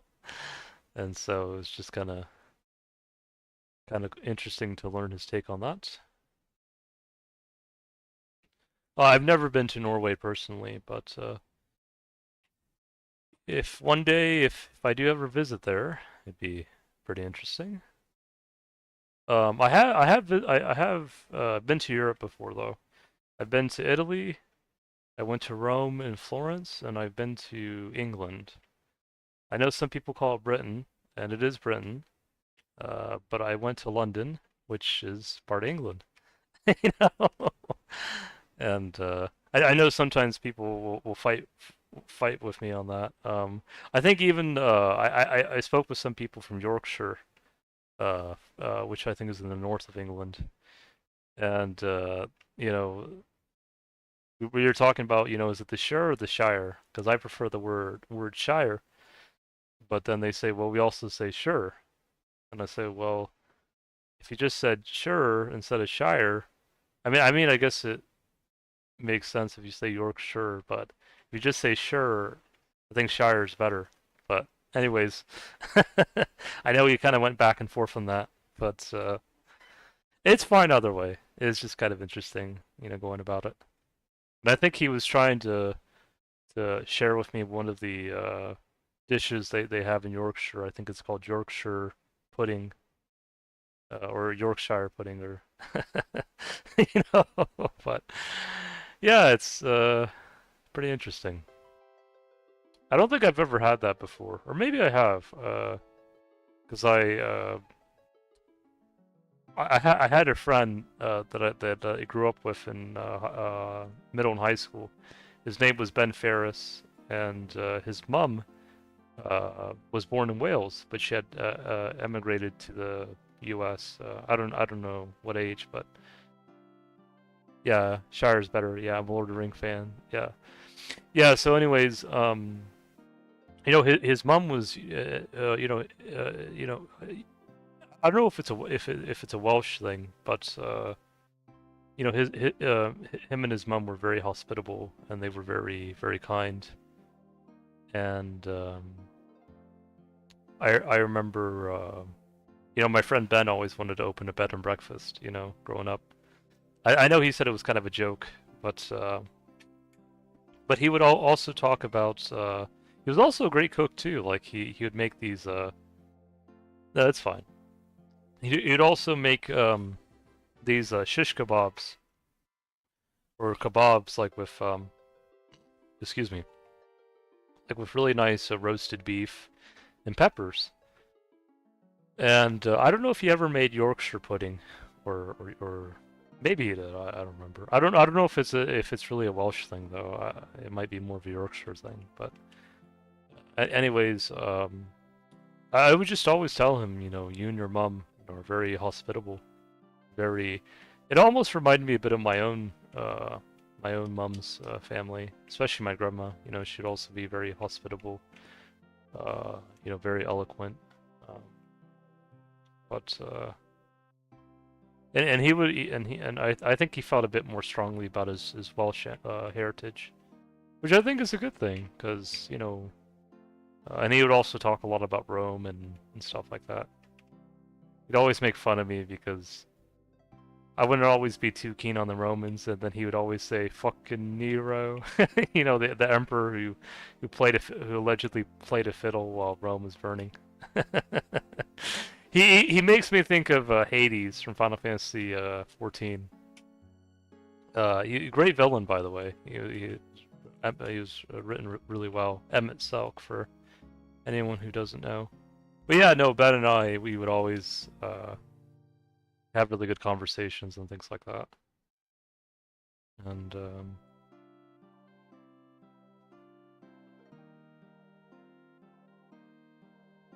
But yeah, I think, um, oh yeah, no, I already mentioned it. Yeah. I'm trying to think what I was going to say next. Um,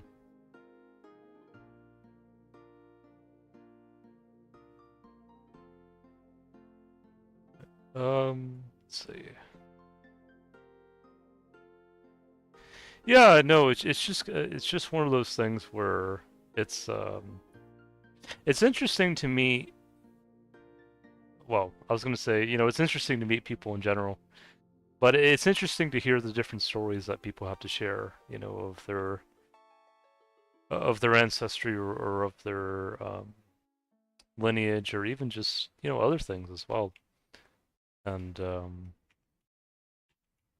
I think that's one of the beautiful things that of living in the U.S., that when things do go right, I think this country can be very beautiful, because you have so many different people from so many different backgrounds living in this one land, and I think that's a good thing. Well, in the sense that it adds to the overall you know lore of the land, if you'd like to say it like that. But I know sometimes it can be very divisive for some people.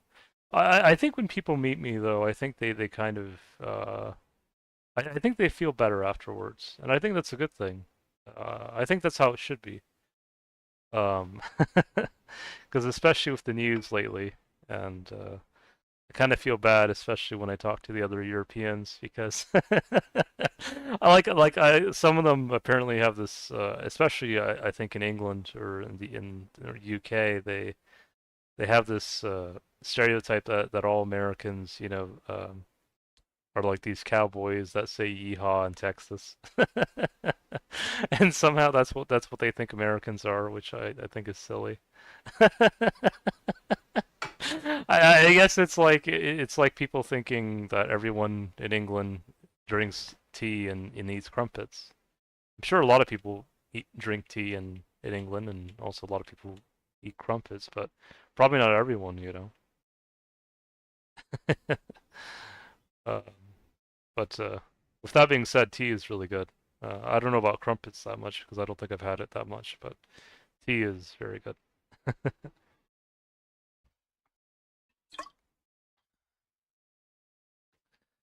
Well, yeah, I think when you when you break through the stereotypes, I think people they get a better idea of who you are, and again I think that's how it should be. I yeah. All right, Hendrix. Hope you take care. Hope you sleep well, and glad you could join the stream. I was gonna share a story real quick. No worries, Hendrix. Hope you get your rest. Um, I was gonna share a story with the rest of you guys regarding the Danish guy I met on 2004Scape. And I'm trying to remember his name. I think it started with Sun or something. But anyways, Sunshin, I think. So when I was trying to get 40 mining, I was at Varrock mining iron ore, and all of a sudden there was another guy that came over, and we were fighting over the iron ore. So eventually we made it work to where he would mine the iron ore, then he'd go bank, and then while he was banking, I would mine iron ore, and I'd go bank, and then while I was banking, then he'd get to mine it. And so eventually, one thing led to another, and we started talking about ancestry. I think I told him like I had,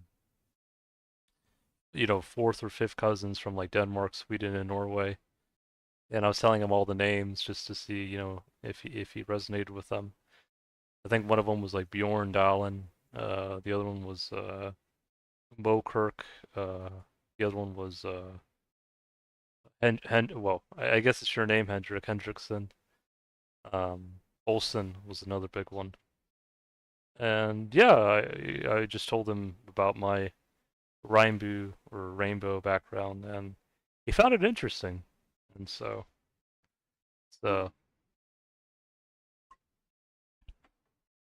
I think it's just one of those things where um, people. I think once people realize that, it's like what my uncle Herman tells the Cherokee in North Carolina, that when the Cherokee are afraid of death, my uncle Herman will tell them, we don't die. We keep going on through the migration DNA map. And I think what he's trying to tell the Cherokee is that even when you pass on, your ancestors will still carry on your ancestors, still carry on, what what lives on through them. But I think that's the same, for pretty much everyone, whether you're Chinese or Japanese or French or German or African or whatever, or a mix of all the above. And it's just kind of one of those things. By the way, I think I'm starting to run out of runes, so I think I might have to go and buy more runes eventually. Oh, nice. Yeah, I think I was related to like a Hendrickson. I'd have to look where, but it might have been Scandinavia. Well, it might have been Denmark, Sweden, Norway, or it might have been somewhere in the UK. I'd have to check. But yeah, it's cool to hear that, Hendrik. When I think of Hendrik, I also think of one of the characters from Dragon Quest XI. If you guys ever played that game, is one of the lead characters, antagonist, and eventually protagonist.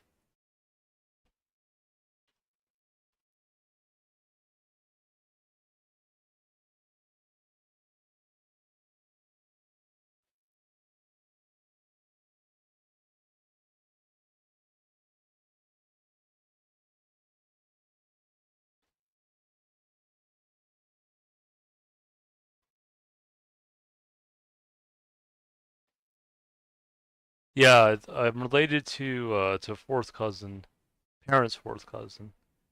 I think it's Jote Hendriksen, and they're from Denmark.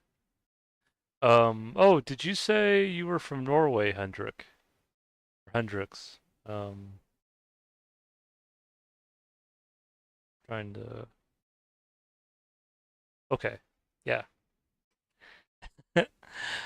So it's not quite Norway, but I guess it might be close enough. I'd have to see specifically from Norway. Uh, from Norway, I'm related to. It's a fifth cousin. It's Elizabeth Estebol.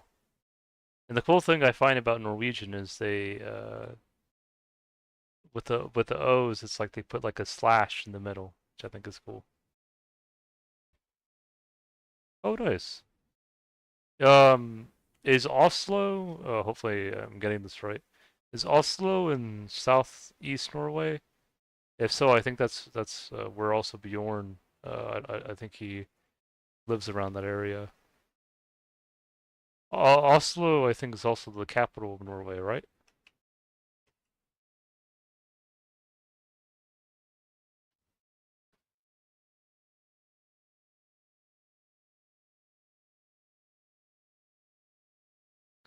I probably should, yeah, get more runes.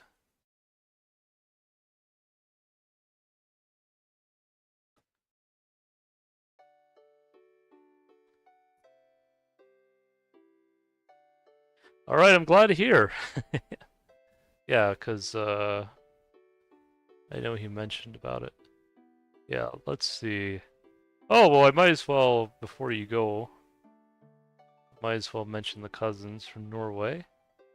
Yeah, I'm related to a person named fourth cousin, parents' fourth cousin. I think it's Joachim Osterman. Uh, Frederick Roald, fifth cousin. Veronica Bjorndalen. Um, Amaya Hella Bakken Cordero, so kind of like a mix there. Fifth cousin uh, Roxana Hart, uh, Nata Lunbai,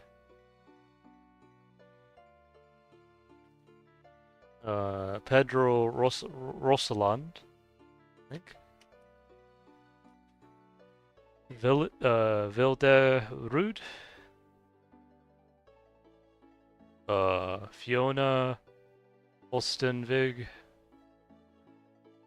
uh, Dana Sangol, I think.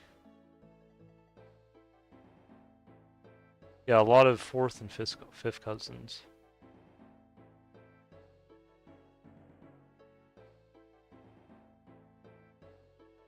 So yeah.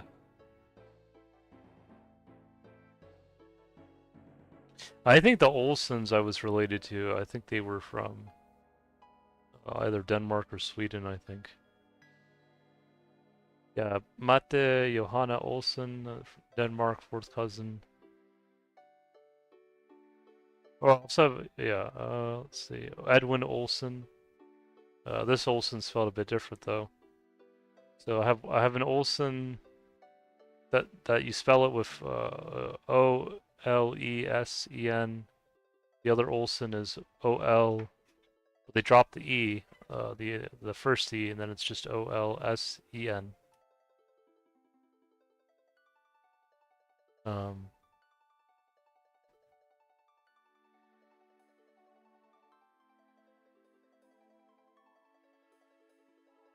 yeah, and then I think.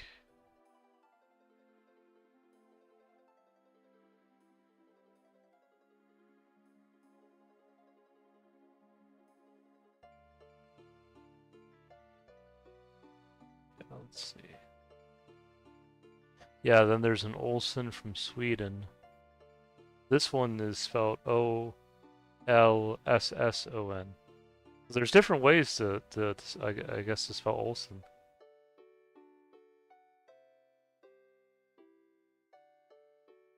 I think my favorite Olsen, my favorite way of spelling it would probably be Olesen. Yeah.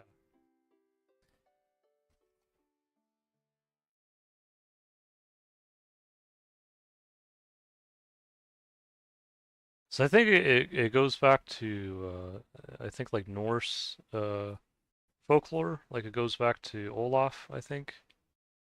I think Olaf was trying to remember.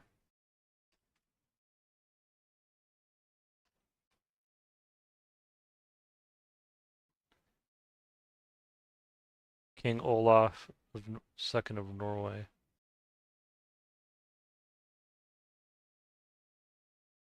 Often depicted with a red beard.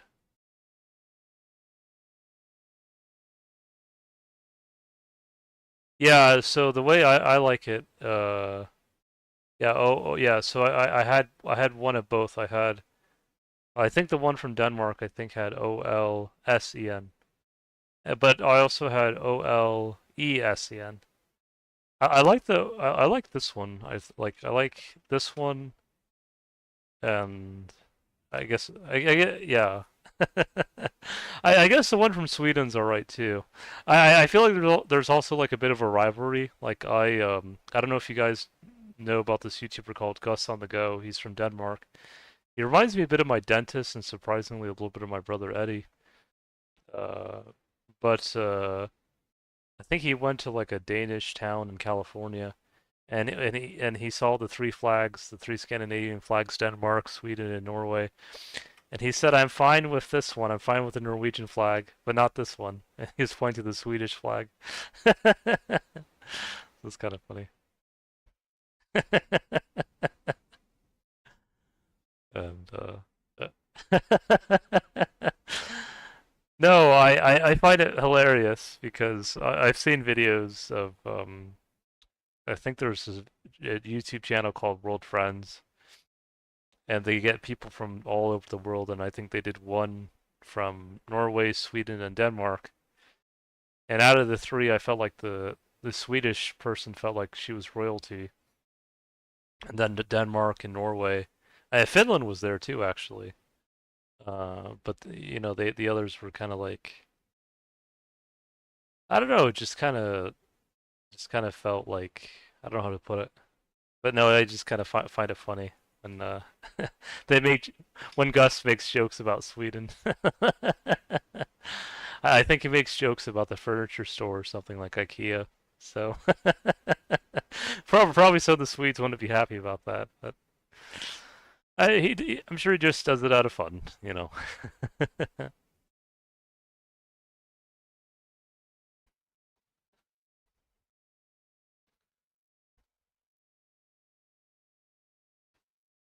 Yeah, I gotta get more runes. I'm running out here.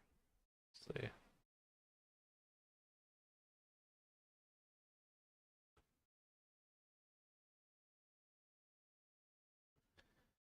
Well, we didn't get any clue scrolls this stream. I've been streaming for 2 hours. But you know what we can do? We can always trade. And I love trading. Let's see.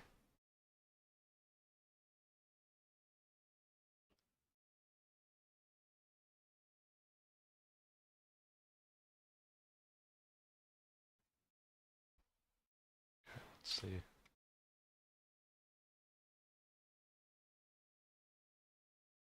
We got 5 steel plate lugs. There we go. Maybe we can finally sell some of the black D hide.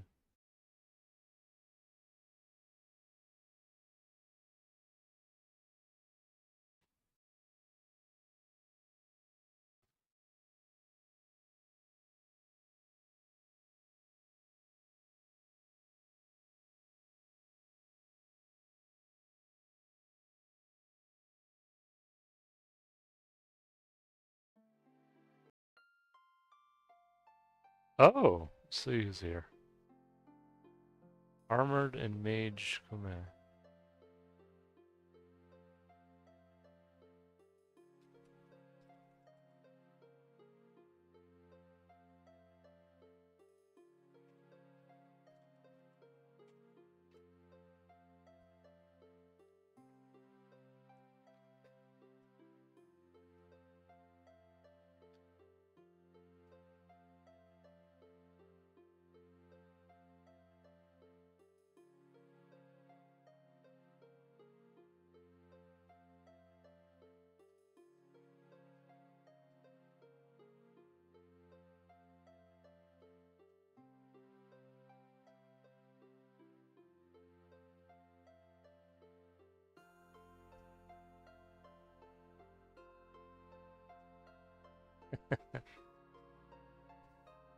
Okay, let me see if anyone's looking to buy blue D hides right now.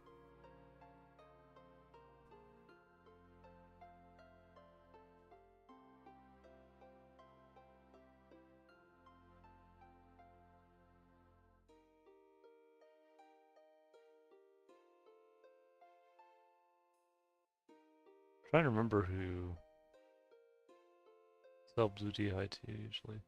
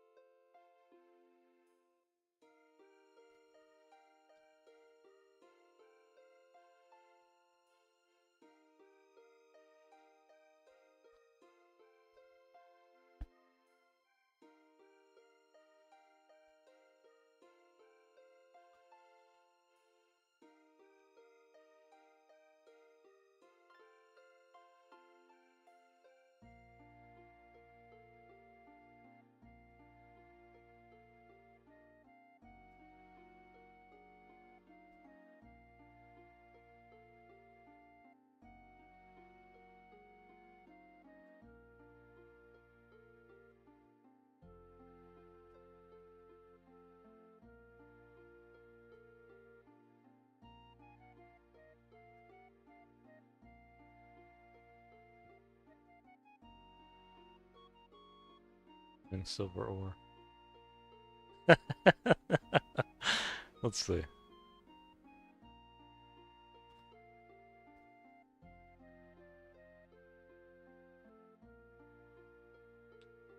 Oh, Scotty.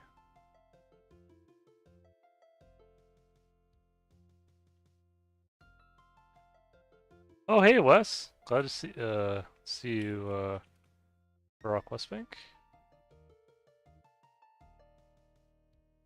I'm glad to hear. So now I'm not the only one making cameos in RPG streams, which is nice.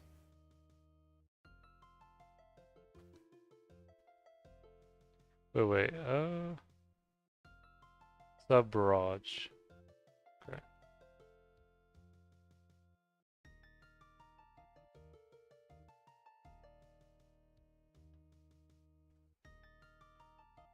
No.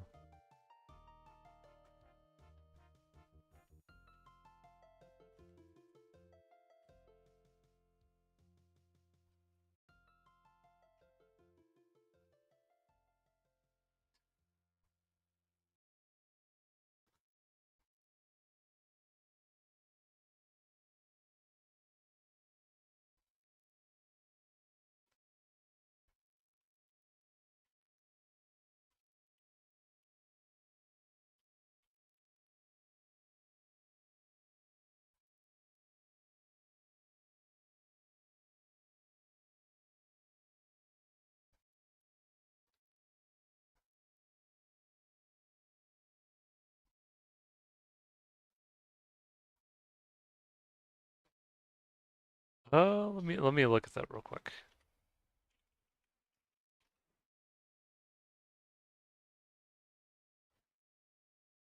Oh shoot, my bad.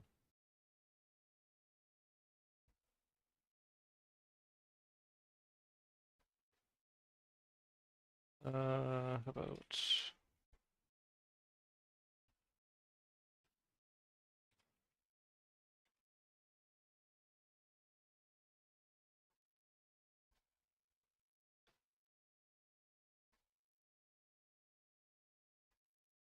Yeah, I love trading.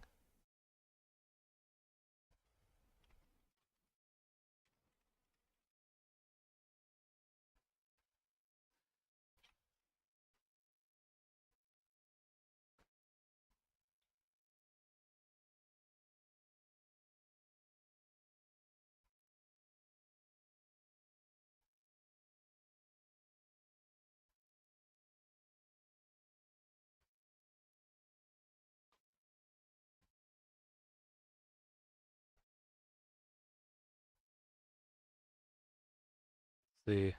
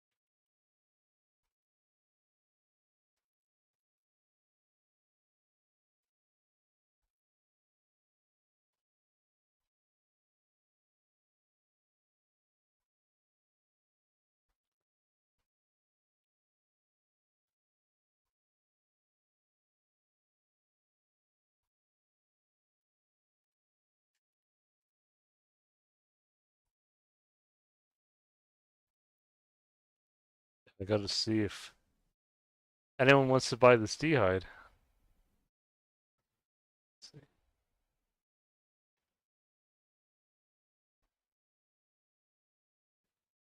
How about Juk Lim?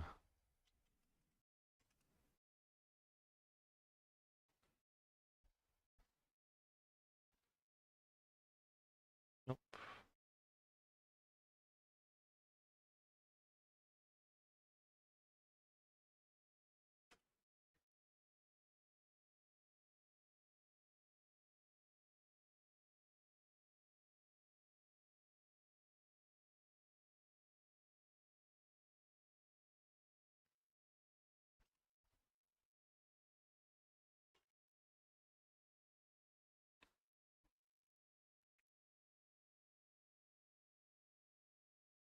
Let me ask Xenophon.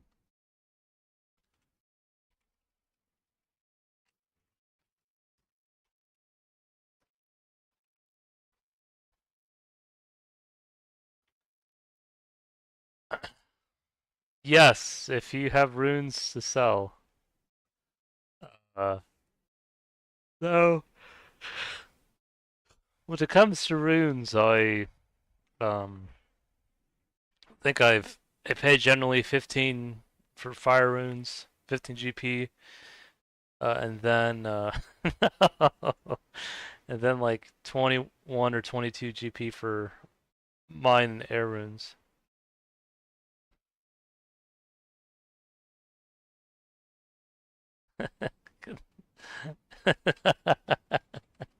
It's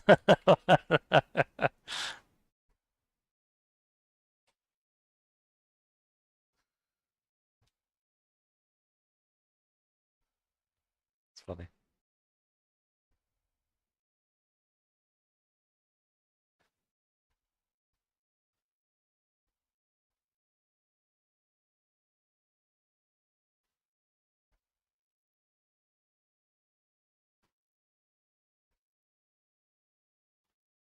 Let me see.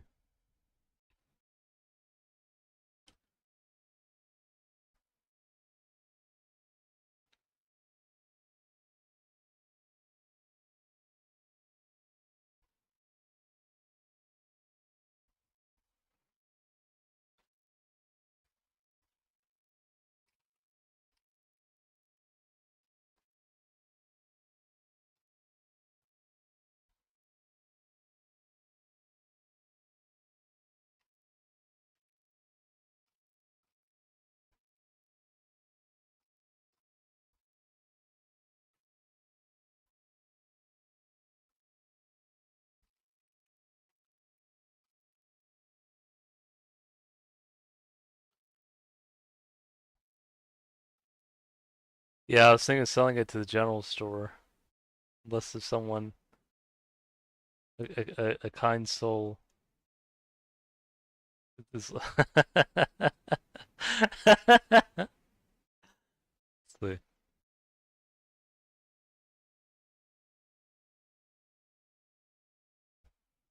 Speaking about trading, I want to let you guys know I sold a bunch of Yu-Gi-Oh cards today. It was like around 265 dollars worth, and it was like over like almost 30 listings. So we were going back and forth about the prices, and then we met on a price, and so that was cool. Also sold some Pokemon cards too, so that was great. I think that's why I love trading in this game too.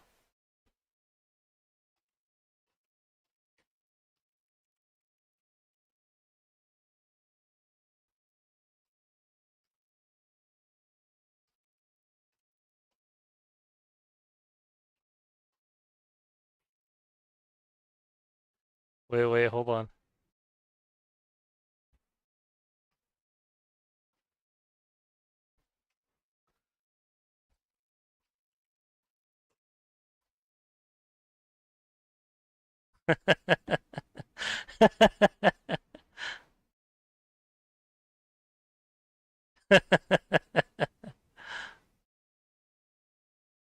There you go. Now he gets to enjoy his steel battle axe.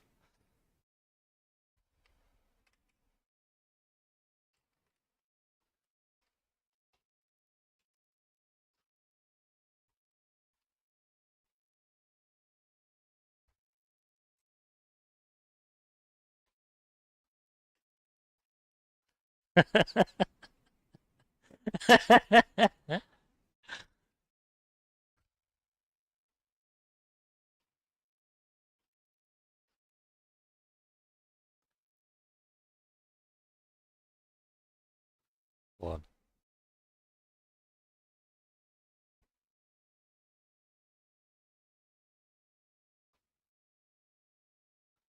Gotta give him the woozy hat.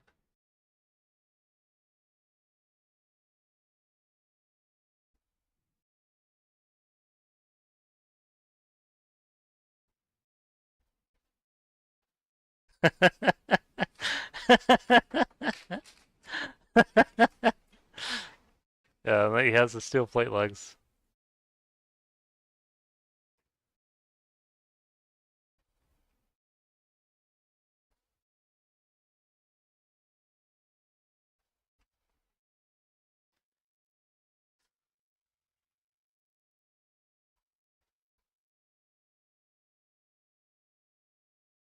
Hold on.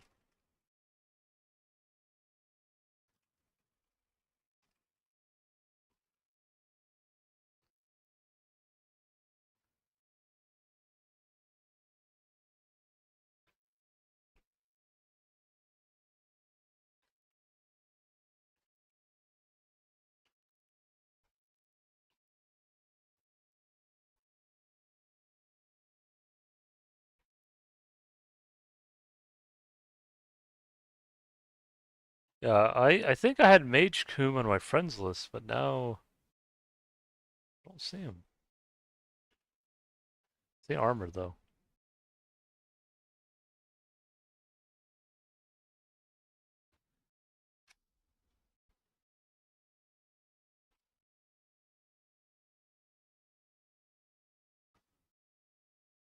Okay, let me see if I can. 'Cause right now there's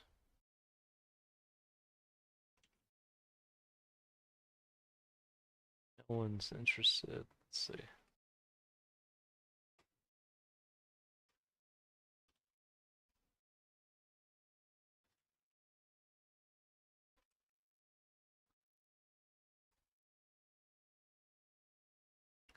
Just put a listing up for the blue D hide.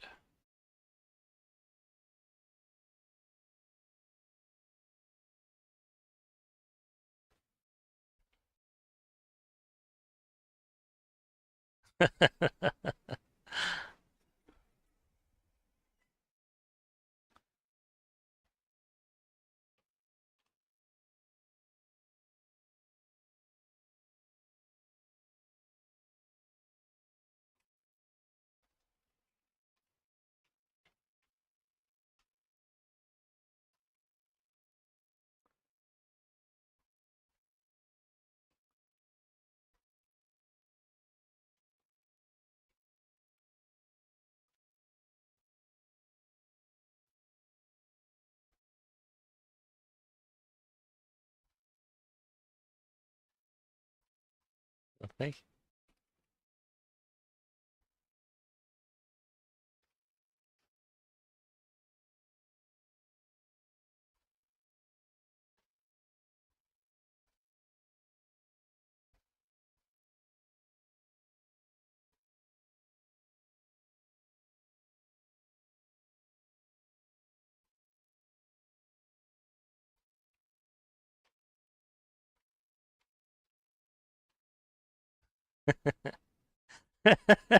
No, now two GP each.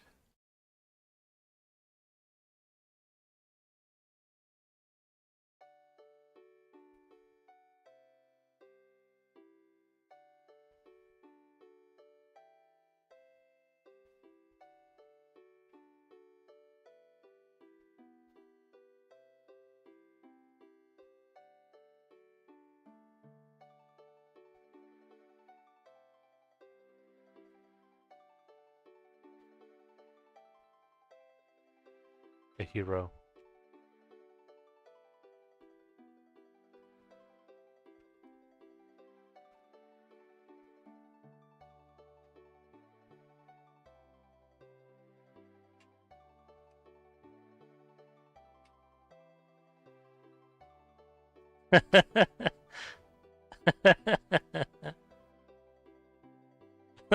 Let's see.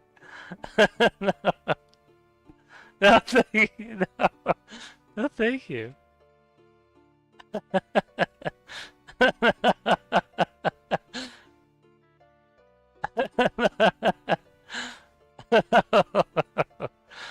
Cool.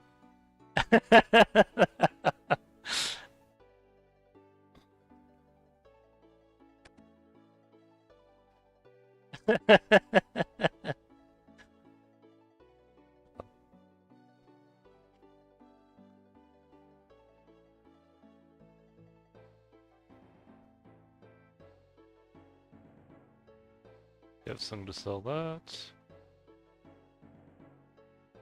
Okay.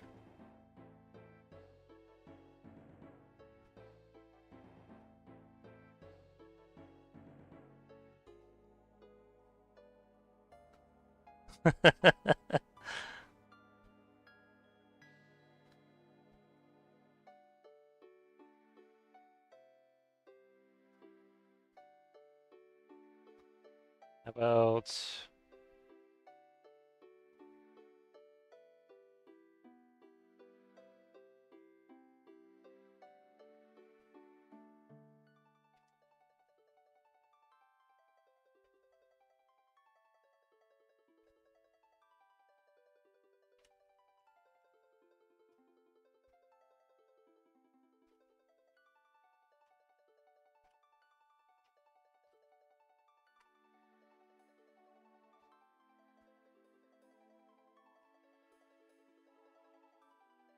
deaths, chaos?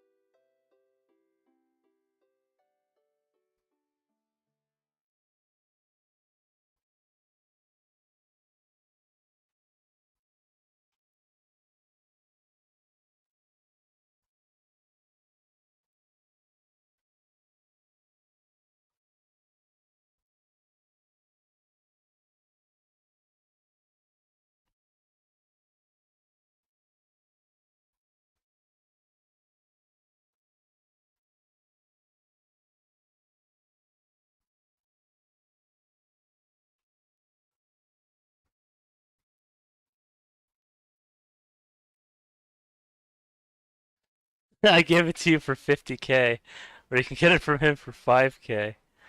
Well, of course. Well,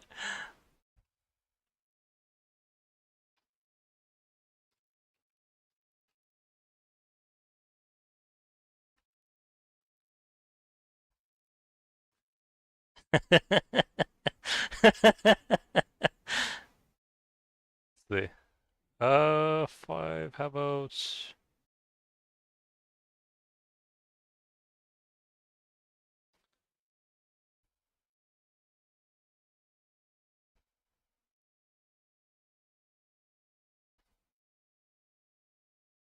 Why not?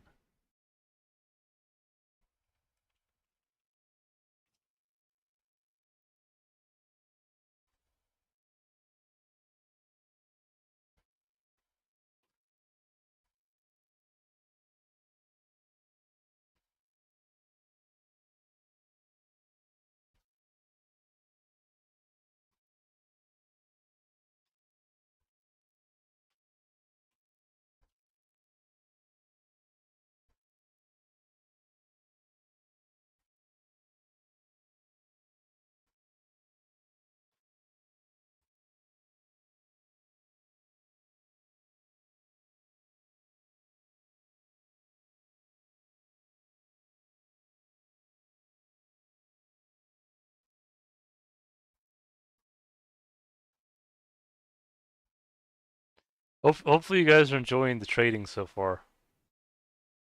It's been pretty fun, honestly.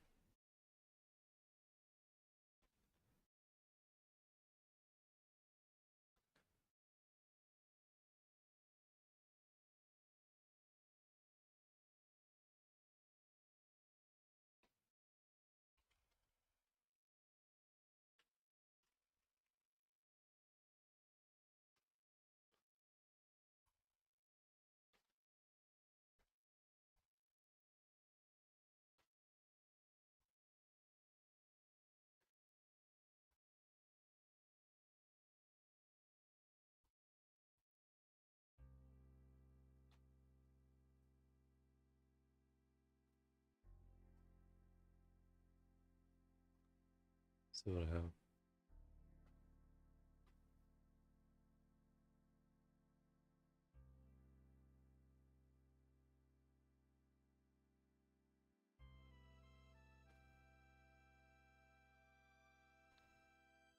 Yeah, trading's always fun.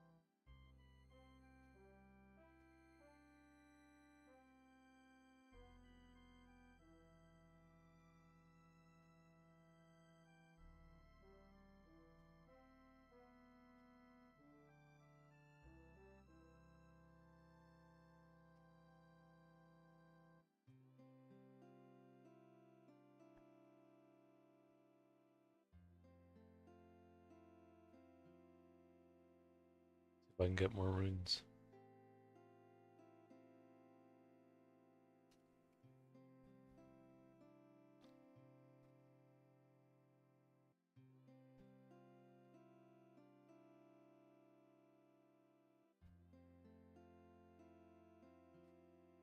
A honey badger.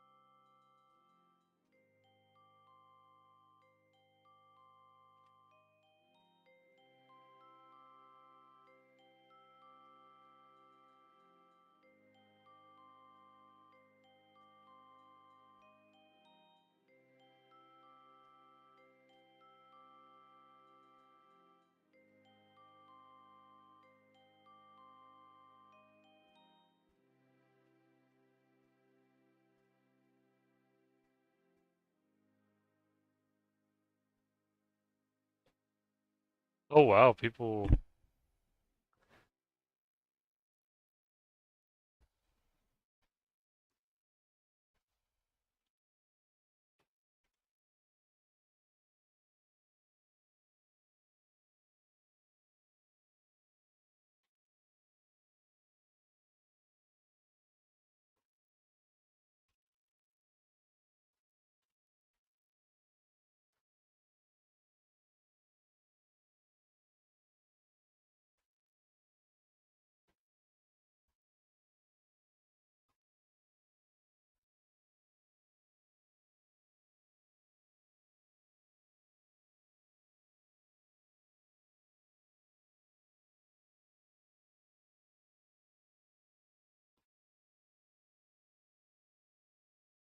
Ooh.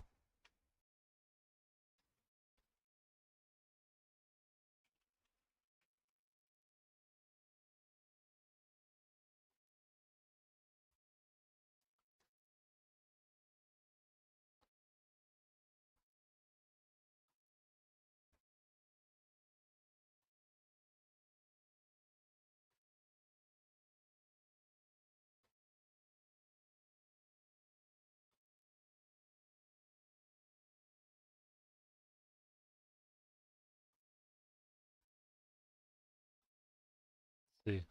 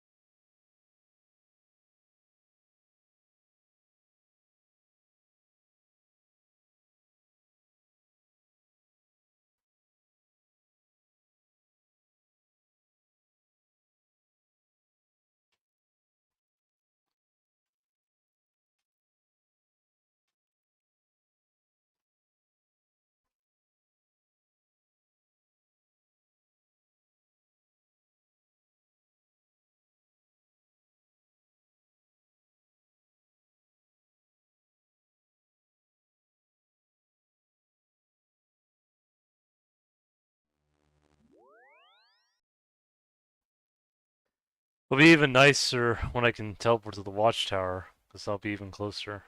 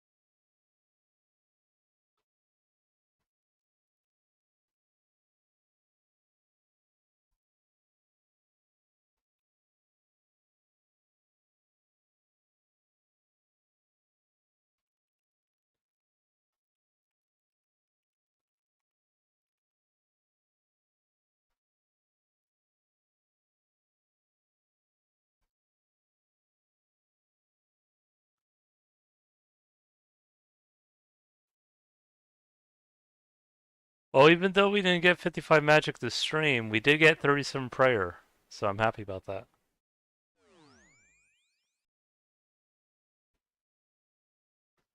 So when we get a clue again, we'll finally be able to melee the Zamrock mages.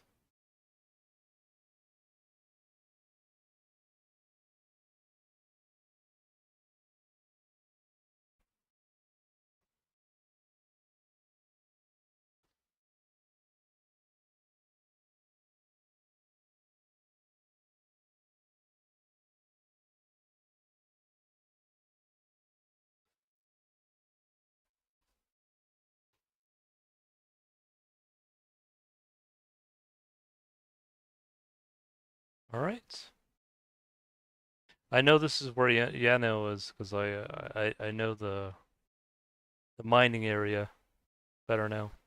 Maybe in the future, if I want to mine iron ore, I can just do it here. Mm-hmm.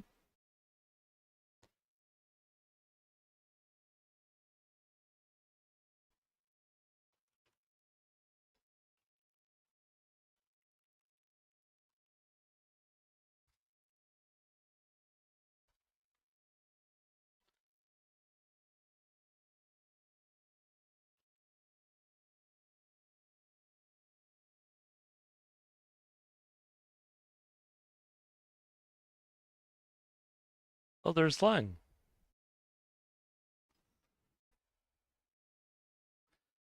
You're still enjoying. If you're still watching the stream, I hope you're still enjoying it.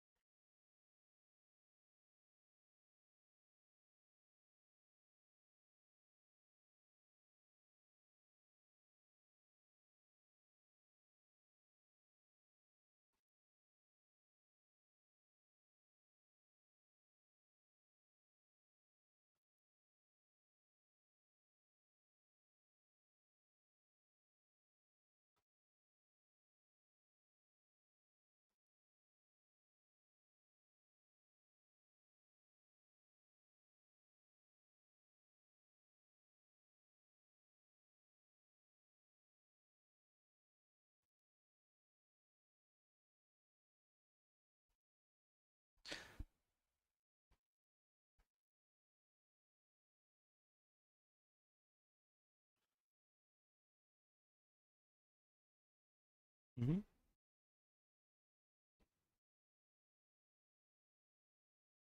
Glad to hear.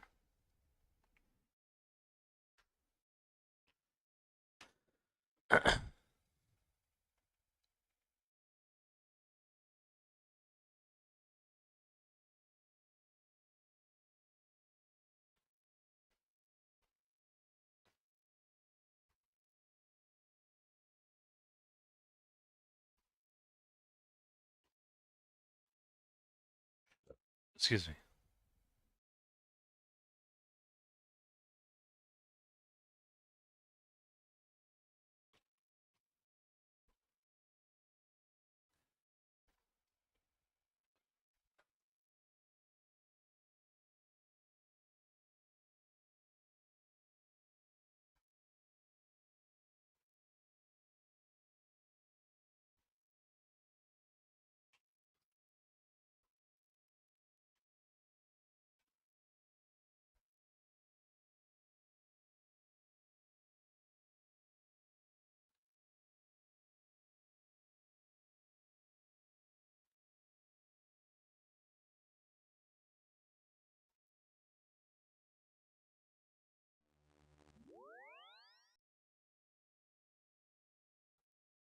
All right. So the D'hide has sold.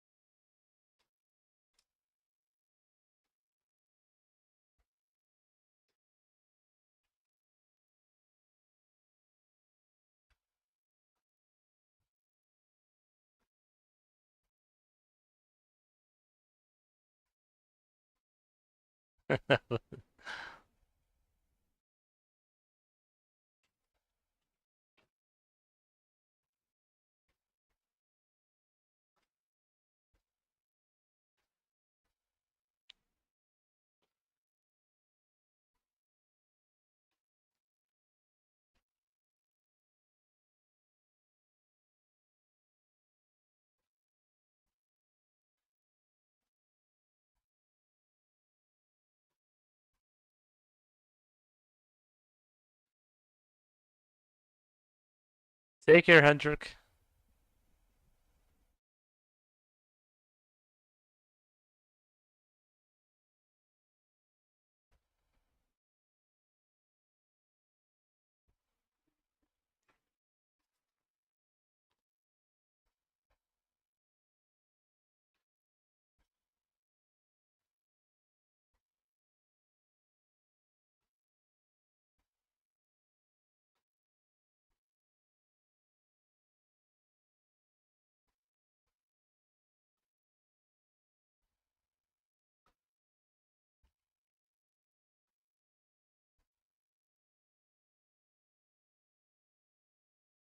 Take care.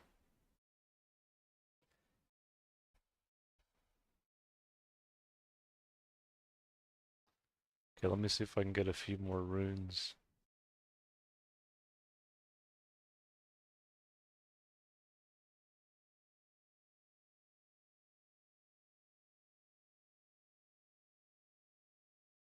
It's also nice to trade some of the miscellaneous stuff too that I have.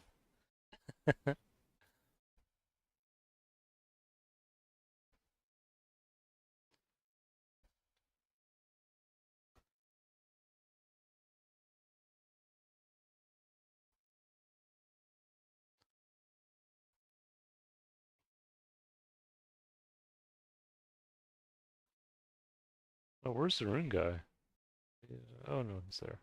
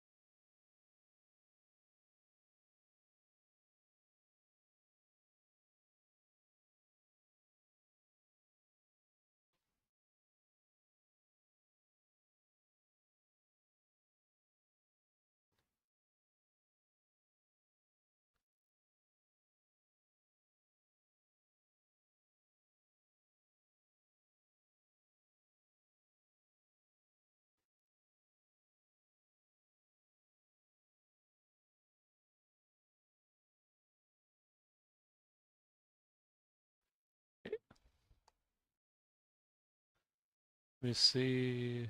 Ooh, no, that's too much. Let me get the fire runes. I always feel like fire runes are a little bit easier to get than airs. There's nothing wrong with that.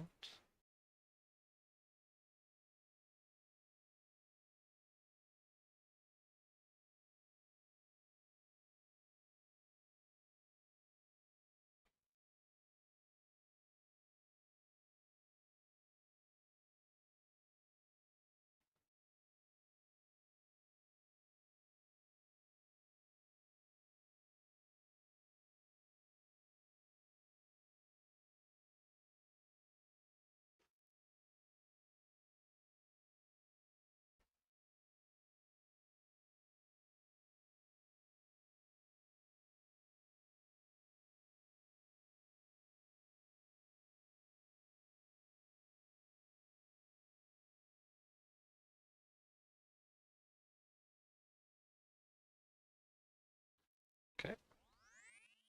Oh, there's the genie. I want him to drop my stuff.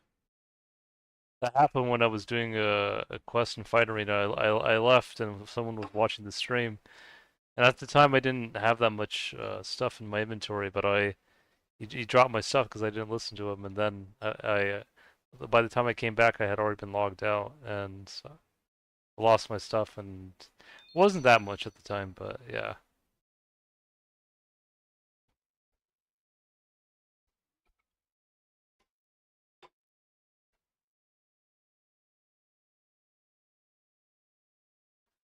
Yep, it happens. Okay, another place I can find.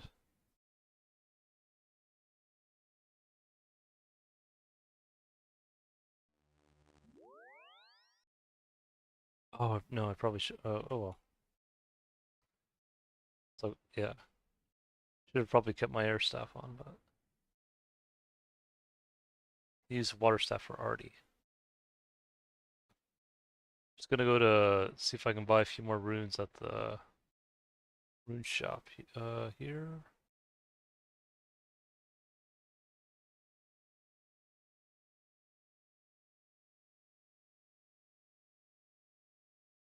When I go to the mage bank, eventually again I'll get more law runes. I always tend to use those, even though they don't go down crazy amounts.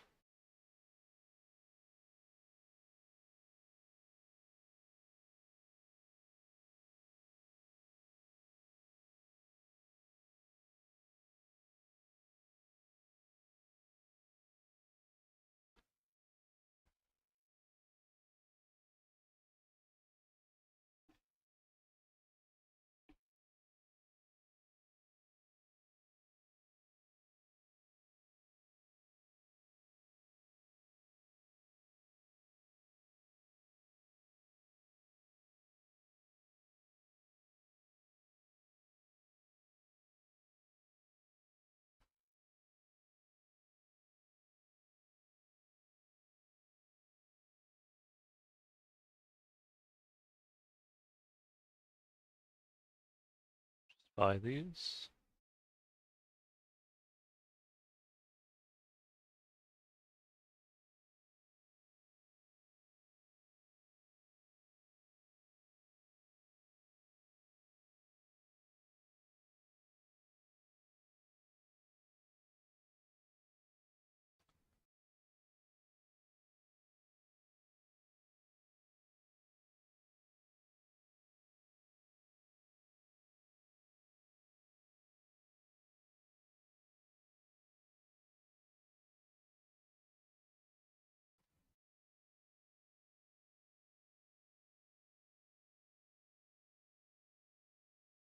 Yeah, I think by the time I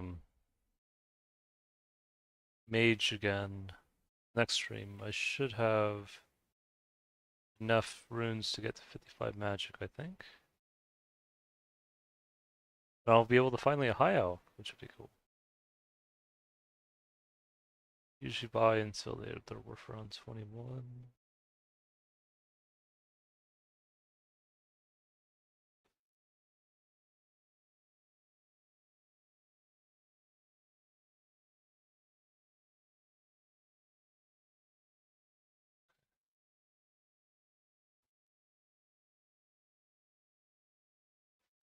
These I tend to buy till they're around 15.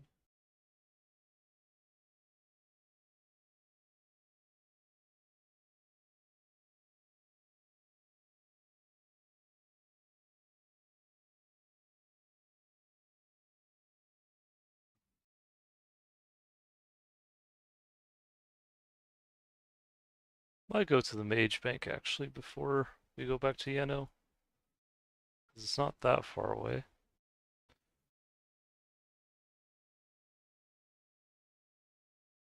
At least when we teleport to RD, yeah.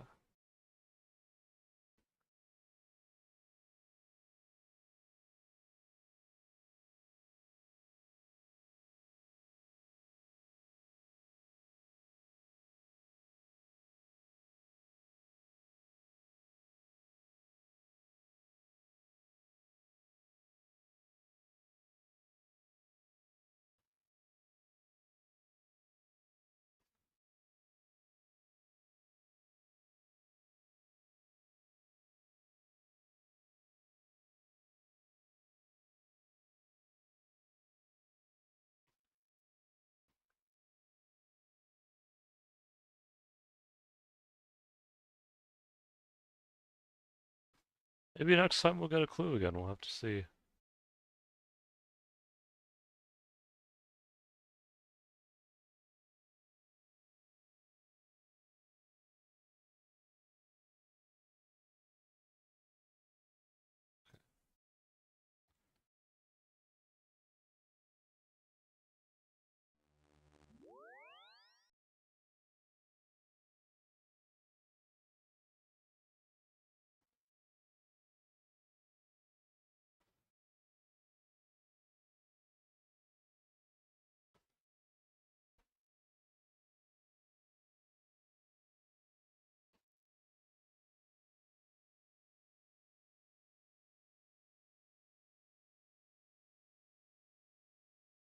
Got a lot more runes now.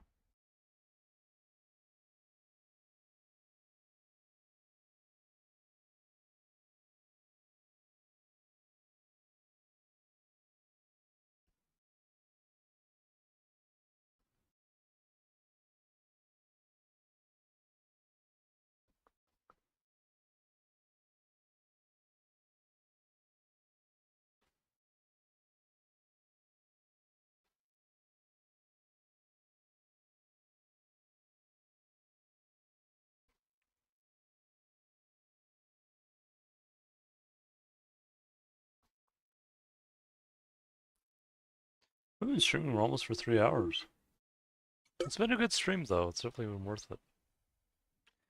It's always nice to hang out with you guys.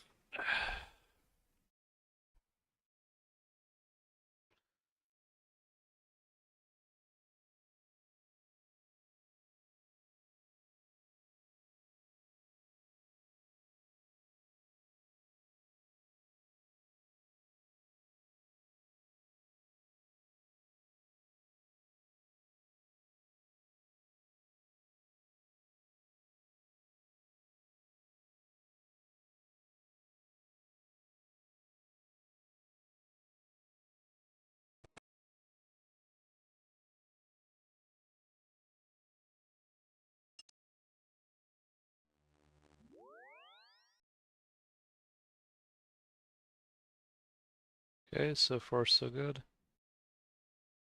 See if I beat the guy with the ogre combo again.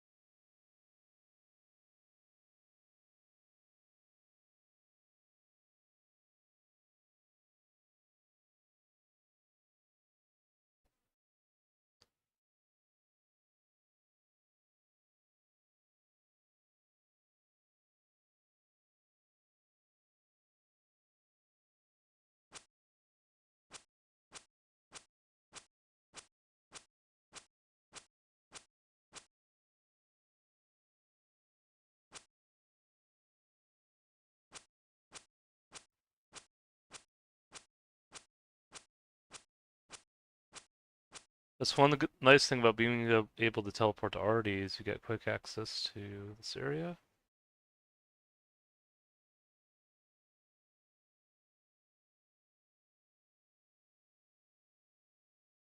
Oh, there's only one law rune.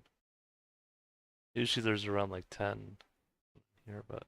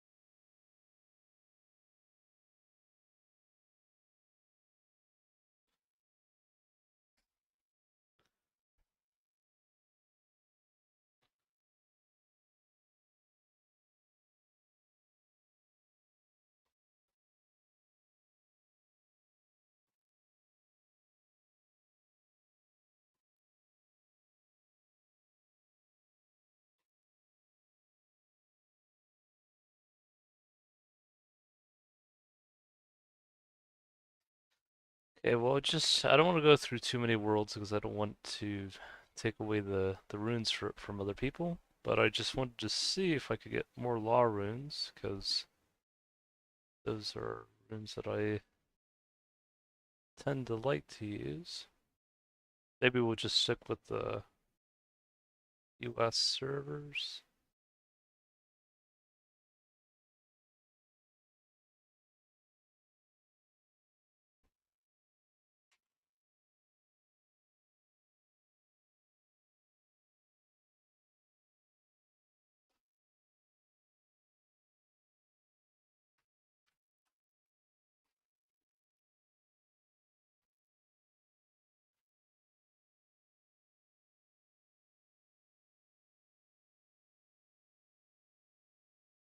Oh, there's only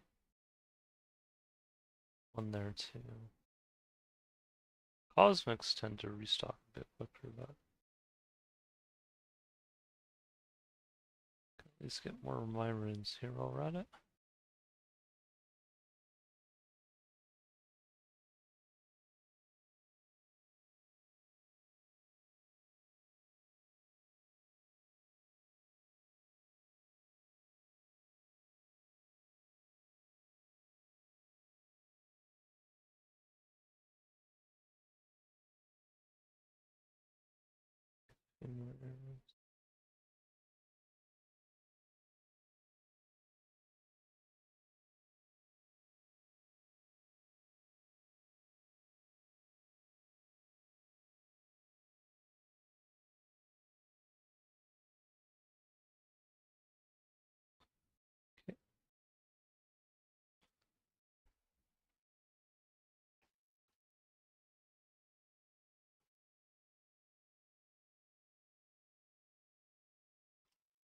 It's the first time I'm logging to these other worlds.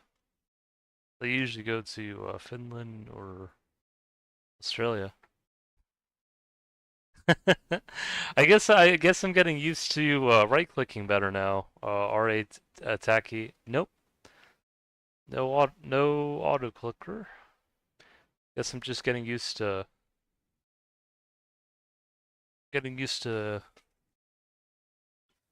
clicking it as such now.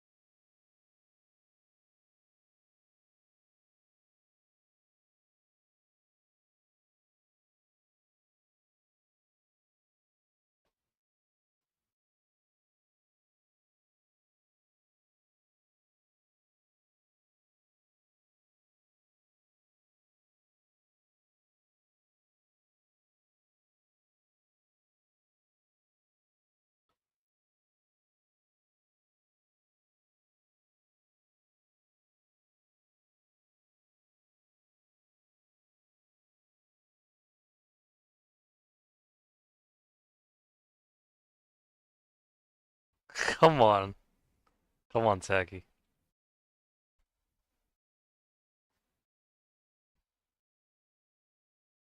Alright, let's see.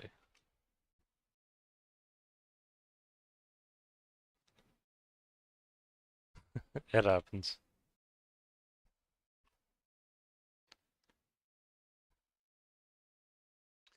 I know you are. It's kind of funny.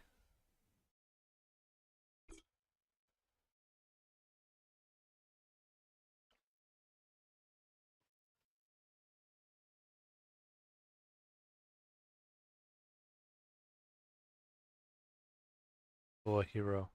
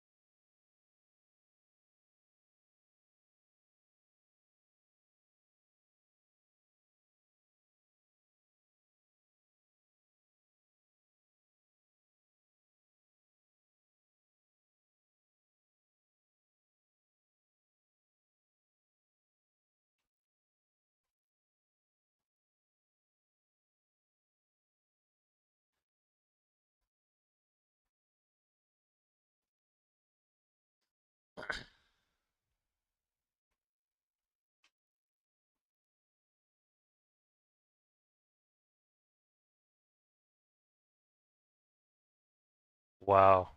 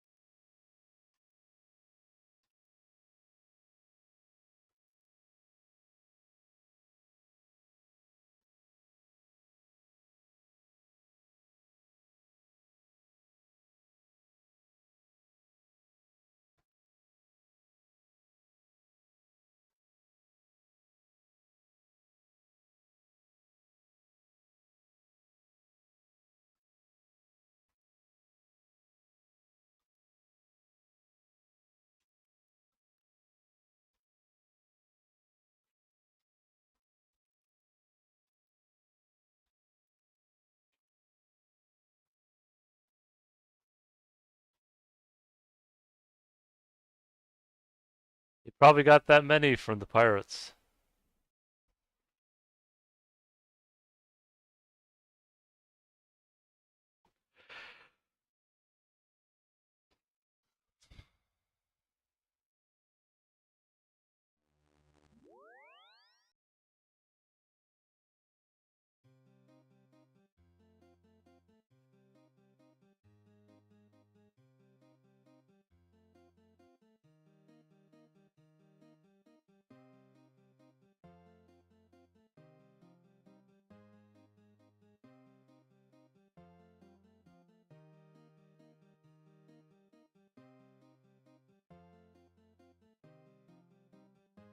Hold on, I got something from.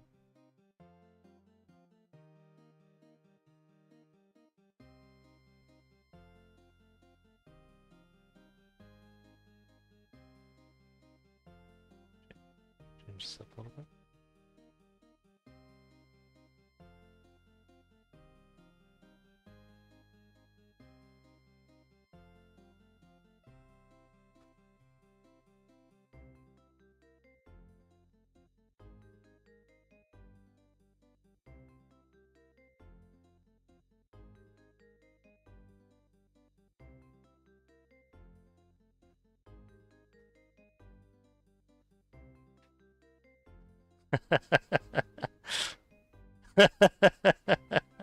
Yeah, it's life hatch now.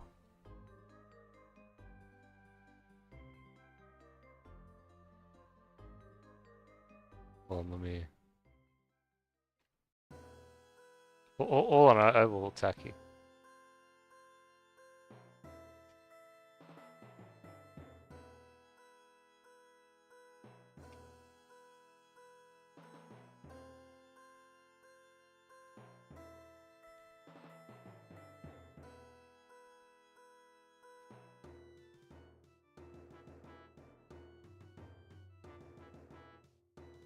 These are my stats if you're interested. My high stats actually magic.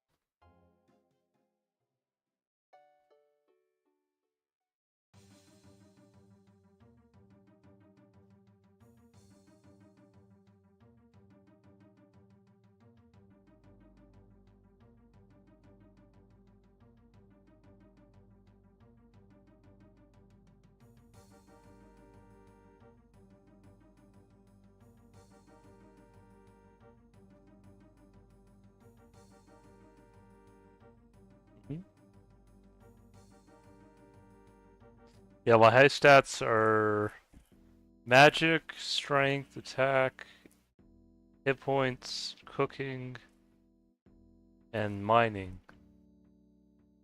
Yeah, fishing is also pretty good too, and agility, and prayer. Yeah.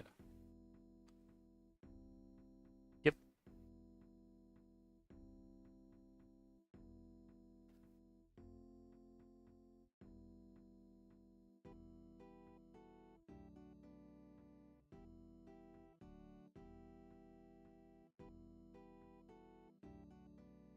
One.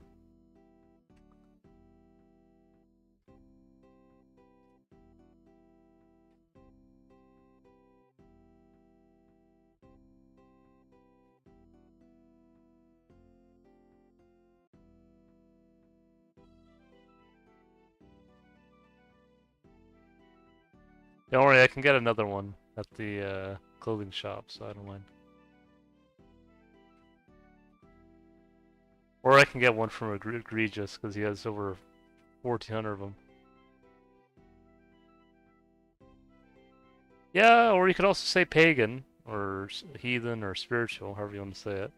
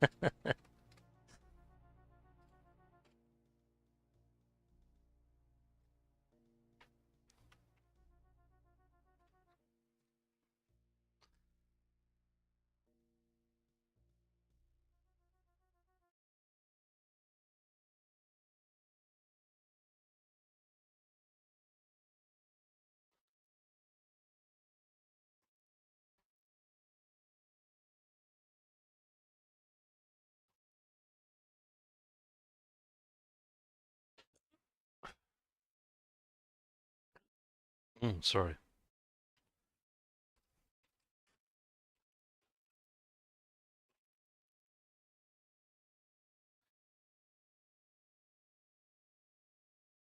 Oh, okay.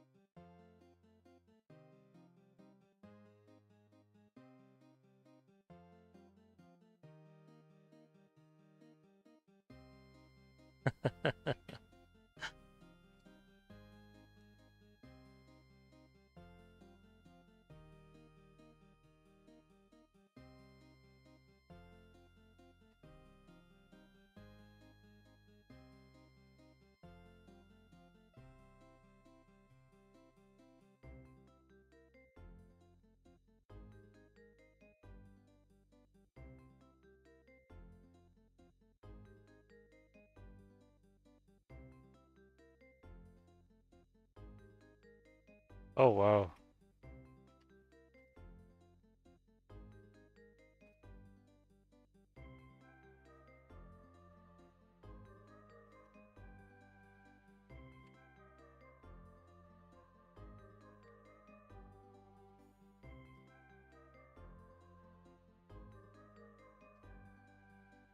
If I can.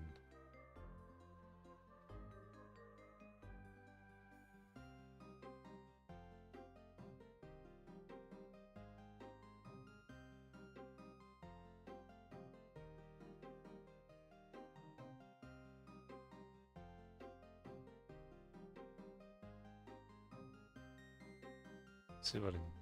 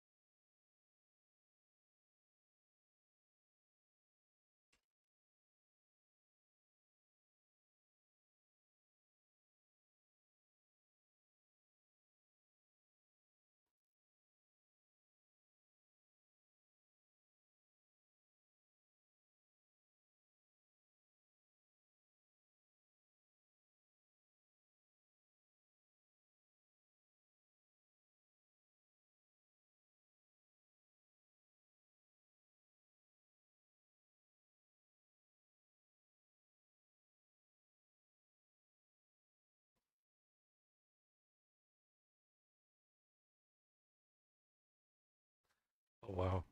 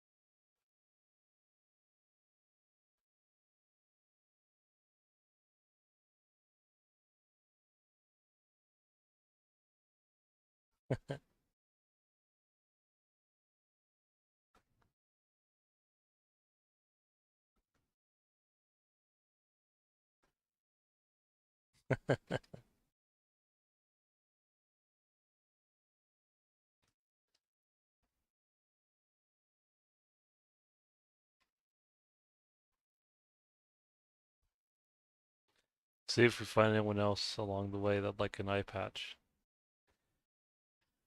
But we're probably gonna end the stream here soon because we've been going on for a while, haven't we? Oh, that was nice of Egregious though, for the eye patches and for the gnats. Nature runes are really nice.